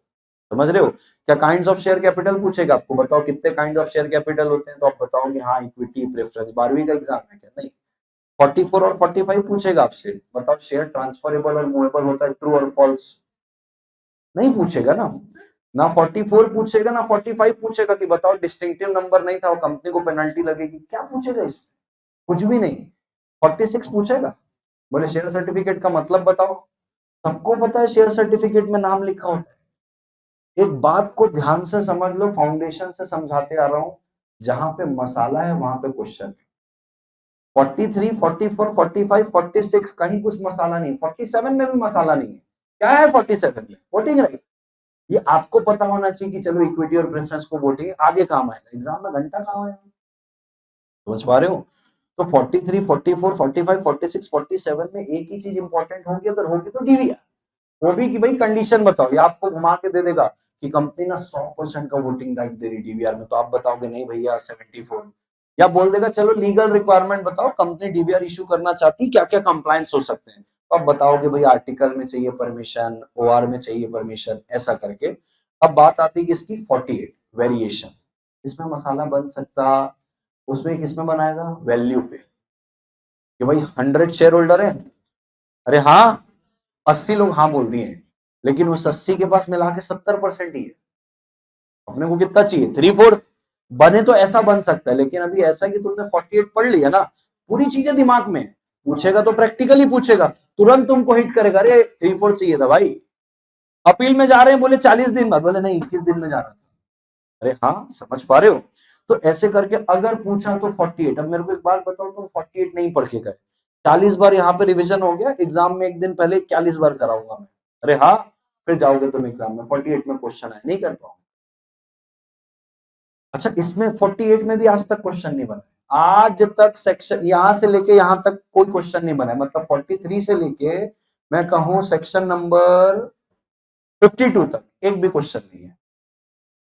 आप पूरे 5 एग्जाम के पेपर पिछले निपटा दो, आरटीपी देख लो, एमटीपी देख लो, एक क्वेश्चन नहीं है। ये मैं पूरा रिसर्च करके बैठा हूं, तुमको ऐसा लग रहा होगा तो हवा में तीर चला रहा है। अरे हाँ, तुम ये मैं सब ना ये सब एक्सेल में बना के बैठता हूँ पहले ही कि किधर क्या है। कल आई थी खुशी तो मैं इसको वही दिखा रहा था कि मेरा यही सब काम चलते रहता है, बराबर है। तो 43 से लेके 52 तक कोई क्वेश्चन नहीं, 53 में भी क्वेश्चन नहीं है एक्चुअली। 54 का क्वेश्चन है, उसमें घुसा दिया 53 की, डिस्काउंट में इशू कर रहे हैं, 53 तो मना कर रहा है, तो 54 में स्वेट इक्विटी शेयर डिस्काउंट में कैसे जा रहा है? तो देखोगे तो 43 से लेके 52 तक तो कोई क्वेश्चन ही नहीं है। पढ़ लिए, खत्म हो गई बात, स्मार्ट हो गए अपन। क्या करना है अपने को? 52, 53, 54, अरे हाँ कैटेगरी 3 में आ रहा है 55, ठीक है, फिर आ रहा है 56 ट्रांसफर और ट्रांसमिशन। अब इसको इतना रट दियो तुम लॉजिकली कि कब क्या होगा, लॉजिकली किसी चीज को समझो तो और याद करने का जरूरत नहीं, बरोबर है। तो आपको जो ध्यान रखना है, कौन सा रखना है? 53, 54 और 55। फिर आप ध्यान रखोगे 58, रेक्टिफिकेशन में भी आज तक कोई क्वेश्चन नहीं है 59 पे। फिर अपना जो ब्रह्मास्त्र आता है वो आता है 61, 62, 63 और 64 उनके साथ मिक्स हो जाता है। अरे हाँ, फिर आता है 66, 67 में क्वेश्चन पूछे हुए हमने करे भी है, 68 में क्वेश्चन पूछे हुए करे हुए भी है, 69 में कोई क्वेश्चन नहीं है, 70 किसकी बात करूं, ये आपका प्रोहिबिशन, इस पे क्वेश्चन है कि भाई कब बताओ प्रोहिबिशन बताओ, कब कब कंपनी बायबैक नहीं कर सकती। 72 में भी आज तक कोई क्वेश्चन नहीं है। अच्छा 72 का क्वेश्चन आ गया तो लड्डू है थाली पे, समझ रहे हो। और 71 में जो था जितने पॉइंट थे अपन ने कर लिए। This is all about blueprint. ये है आपका चैप्टर नंबर। क्लियर है? तालियां हो जाए आप लोगों के लिए। ठीक है, तो आपको मैंने वो सारी चीजें लिखवा दी है कि भाई कैसे कैसे करना है। आप समझ लो चैप्टर 4 आपका युद्ध स्तर में हो गया है। अपना कॉन्फिडेंस का भी चेक करना हो तो आप रट से किसी को भी क्रॉस चेक मार देना, इस प्रेस्टीज में किसी को भी कि बताइए क्या है, पूरा पानी पानी होगा तो आप हो जाओगे एकदम हवा में। ये साइकोलॉजी होती है इंसान की। कभी तुमको मोटिवेटेड फील करना है ना डिप्रेस फील कर रहे हो, तुम वो पूछो सामने वाले से जो तुमको आता है। सामने वाला जहां डाउन किया तुम्हारा मोटिवेशन बढ़ेगा। सामने वाले को आता है और तुमको नहीं आता, तुम डिप्रेस हो जाए। तो जहां पे अपने को नहीं आता निकल लेने का, डिप्रेस होने का ही। समझे क्या? क्लियर है? अभी 10:30 हो रहा है, क्वेश्चन लिख लेते हैं, 2 बच्चे थे यार 15 मिनट में। अबे एक तो हो जाएगा। इतना बढ़िया क्वेश्चन है यार वो स्वेट इक्विटी शेयर वाला। हाँ, घर से लिख के लाओगे तो लिख लो फिर। हाँ, क्या कर ले। हाँ जी, तो हमारे पास ये क्वेश्चन था जो हमने कल की क्लास पे डिस्कस किया था, दोबारा नहीं करेंगे। हमको डेटा दिया हुआ है, डेटा में हमको ये बता दिया कि हमारा पेड अप शेयर कैपिटल कितना है, फ्री रिजर्व कितना है और सिक्योरिटी प्रीमियम अकाउंट कितना है। अरे हाँ, फिर ये भी बता दिया कि हमारे लोन बोरोइंग कितने हैं। अरे हाँ जी, तो एक बार मैं आपको कैलकुलेशन वापस से याद दिलाना चाहता हूं, हाँ जी। तो दोस्तों ऐसा है बेटा, 136 नहीं है, डिपॉजिट का क्वेश्चन नहीं है, ये डिबेंचर का क्वेश्चन है। ये 1,36,00,000 में ही चल रहा है कल के डिपॉजिट वाले क्वेश्चन। अब बाहर आ बेटा, वो बहुत ज्यादा पढ़ लिए हैं, वापस आ, लैग हो गया पूरा, ब्लर हो रहा है तेरे को। हाँ सुनो बात को, तो पेड अप शेयर कैपिटल कितना है 40 लाख, आपका उस पे प्रीमियम कितना है 50, जनरल रिजर्व कितना है 30 और ये कितना है 20। इसको आप टोटल करोगे तो कितना आ रहा है 1,40,00,000। लेकिन बोल रहा है कि आपका ऑलरेडी डिबेंचर है कितना 30 और 20 लाख रुपए का आपका टर्म लोन है। इसको हम लिए नहीं थे क्योंकि क्या था, शॉर्ट टर्म क्रेडिट था, जो विद इन 6 मंथ वाला रहता है अपन उसको लेते नहीं है ना। अरे हाँ, तो आपने 1,40 में कितना माइनस किया 60, तो कितना आया, सॉरी सर 60 नहीं 50, कितना 50, तो कितना आएगा 90। अब बोल रहा है कि आपका paid up share capital, free reserve और सिक्योरिटी प्रीमियम अकाउंट कितना आ रहा है 1,40। 1,40 में लेकिन अपने को ये भी देखना है कि तुम ऑलरेडी कितना बोरो करके रखे हो। तो बोले 1,40 में तुमने 50 की लिमिट तो यूज कर ली। अरे हाँ, बचा कितना 90। अब तुम अगर 90 लाख के डिबेंचर देते हो, अरे हाँ, तो बीआर से हो जाएगा। तुम 90 लाख के ऊपर जाना चाहते हो तो क्या लगेगा, ऐसा एस पर सेक्शन 181 सी। क्या तुम मेरे साथ हो? आओ फटाफट इसका आंसर लिखेंगे।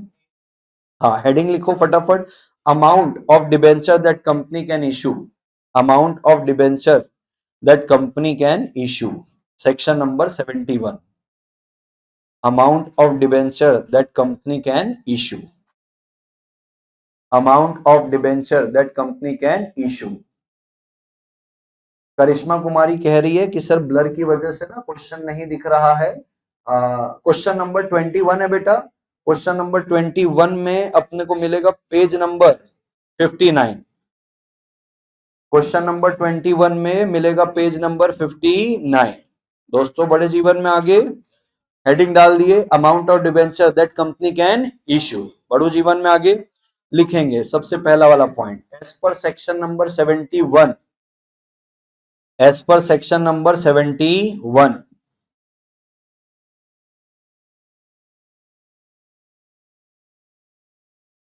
Company as per section number 71 comma करिएगा, कंपनी में इशू डिबेंचर्स, कंपनी में issue debentures,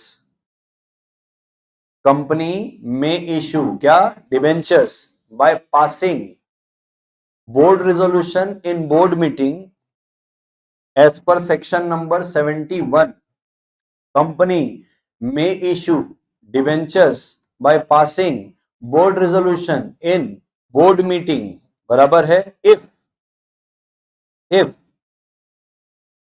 the amount of debenture,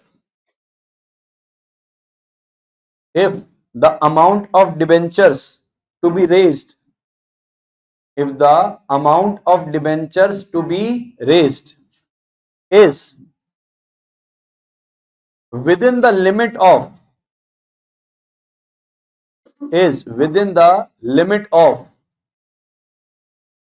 aggregate value, is within the limit of aggregate value, is within the limit of aggregate value of paid up share capital plus free reserve plus security premium account, पर है आप कैसे लिखोगे? With aggregate of paid up share capital comma free reserve and security premium account.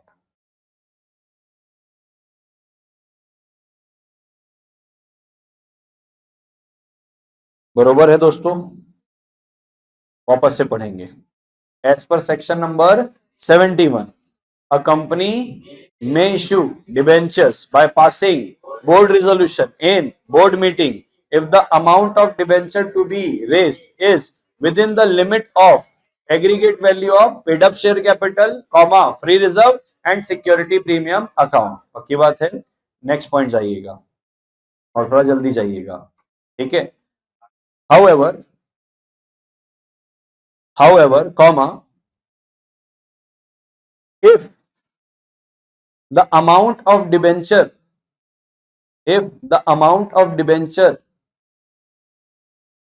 to be raised, however comma if the amount of debenture to be raised exceeds the above limit,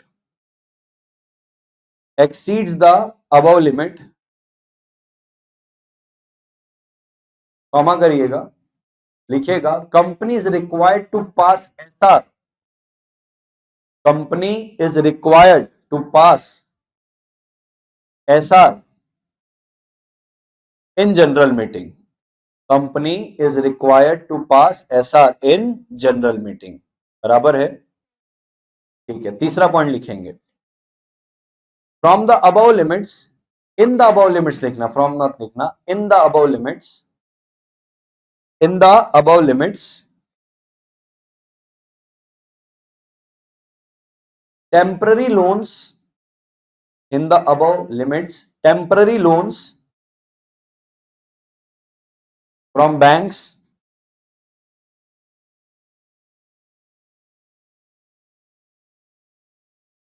and the loan repayable within 6 months, and the loans repayable within 6 months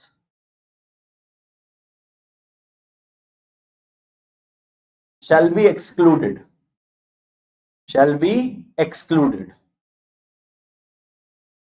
in the above limits क्या लिखा अपन ने? Temporary loan from banks and loan within 6 months shall be excluded, पक्की बात है। चलिए लिखेंगे in the instant case, next point, in the instant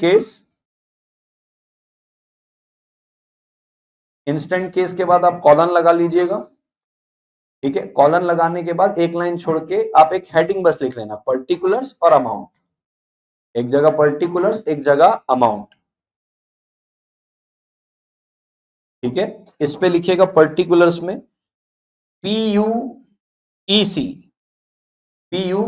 paid up equity capital लिखेंगे 40 lakh amount में, SPA लिखेंगे 50 लाख का, जनरल रिजर्व लिखेंगे 30 लाख का, बराबर। सरप्लस बैलेंस लिखेंगे कितना? 20 लाख का, सरप्लस बैलेंस लिखेंगे कितना? 20 लाख का, और टोटल दिखाएंगे उसको कितना? 1,40,00,00,000 का। वापस से बोलूं अमाउंट्स, वापस से बोलो, नहीं हो गया, ठीक है। अब एग्रीगेट आपने उनको कितना दिखाया, 1,40,40,00,000। उस 1,40,40,00,000 को आप एक साइन दे दो कि कैपिटल ए लिख दो उसको, ये क्या हो गया, कैपिटल ए। ठीक है, एक लाइन छोड़ना और लिखना already borrowed loans, already borrowed loans by the company. ठीक है, कितना है ऑलरेडी बोरोड में, एक है अपना 30 लाख और एक है अपना 20 लाख। तो आप already borrowed loan by the company में लिखोगे 50 लाख, कितना लिखोगे 50, और उस 50 का कैलकुलेशन ब्रैकेट में बता दोगे कि 30 लाख और 20 लाख, बरोबर है, हुआ। और इस वाले पॉइंट को जो आपने 50 लाख लिखा उसको कैपिटल बी कर दोगे, जैसे वो कैपिटल ए था, ये कैपिटल क्या हो जाएगा, बी, बराबर है। अब लिखिएगा, मतलब एक लाइन छोड़ के, भले आप इसमें नेक्स्ट पॉइंट भी देंगे तो भी चलेगा, लिखिएगा debenture which can be raised by the company, debenture which can be raised by the company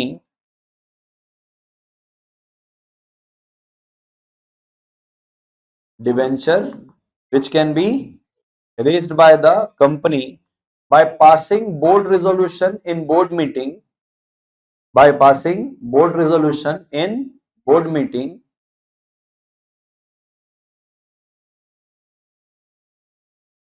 debenture which can be raised by the company by passing board resolution in board meeting is rupees 90 lakh, is rupees 90 lakh। ठीक है, जो 90 लाख लिखे हो उसके bracket में लिखना 140 ए minus B कर देना, ए माइनस बी, ए माइनस बी, बराबर है क्या। ठीक है, ये कौन सा पॉइंट था आपका, इसी का एक लाइन छोड़ के लिखना, दूसरा पॉइंट मत करना, एक लाइन छोड़ के लिखना। ठीक है, लिखना however if company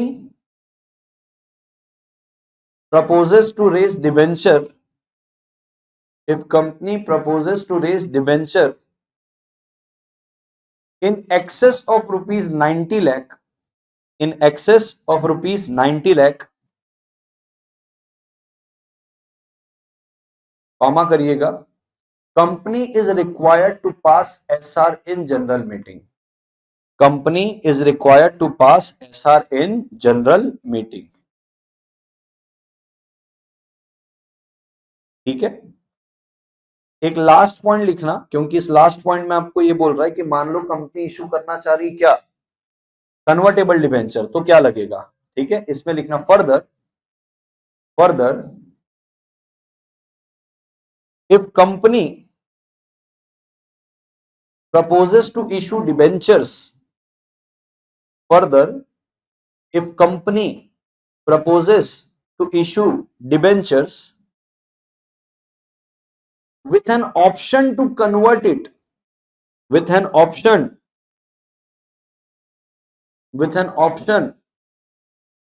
to convert it into shares,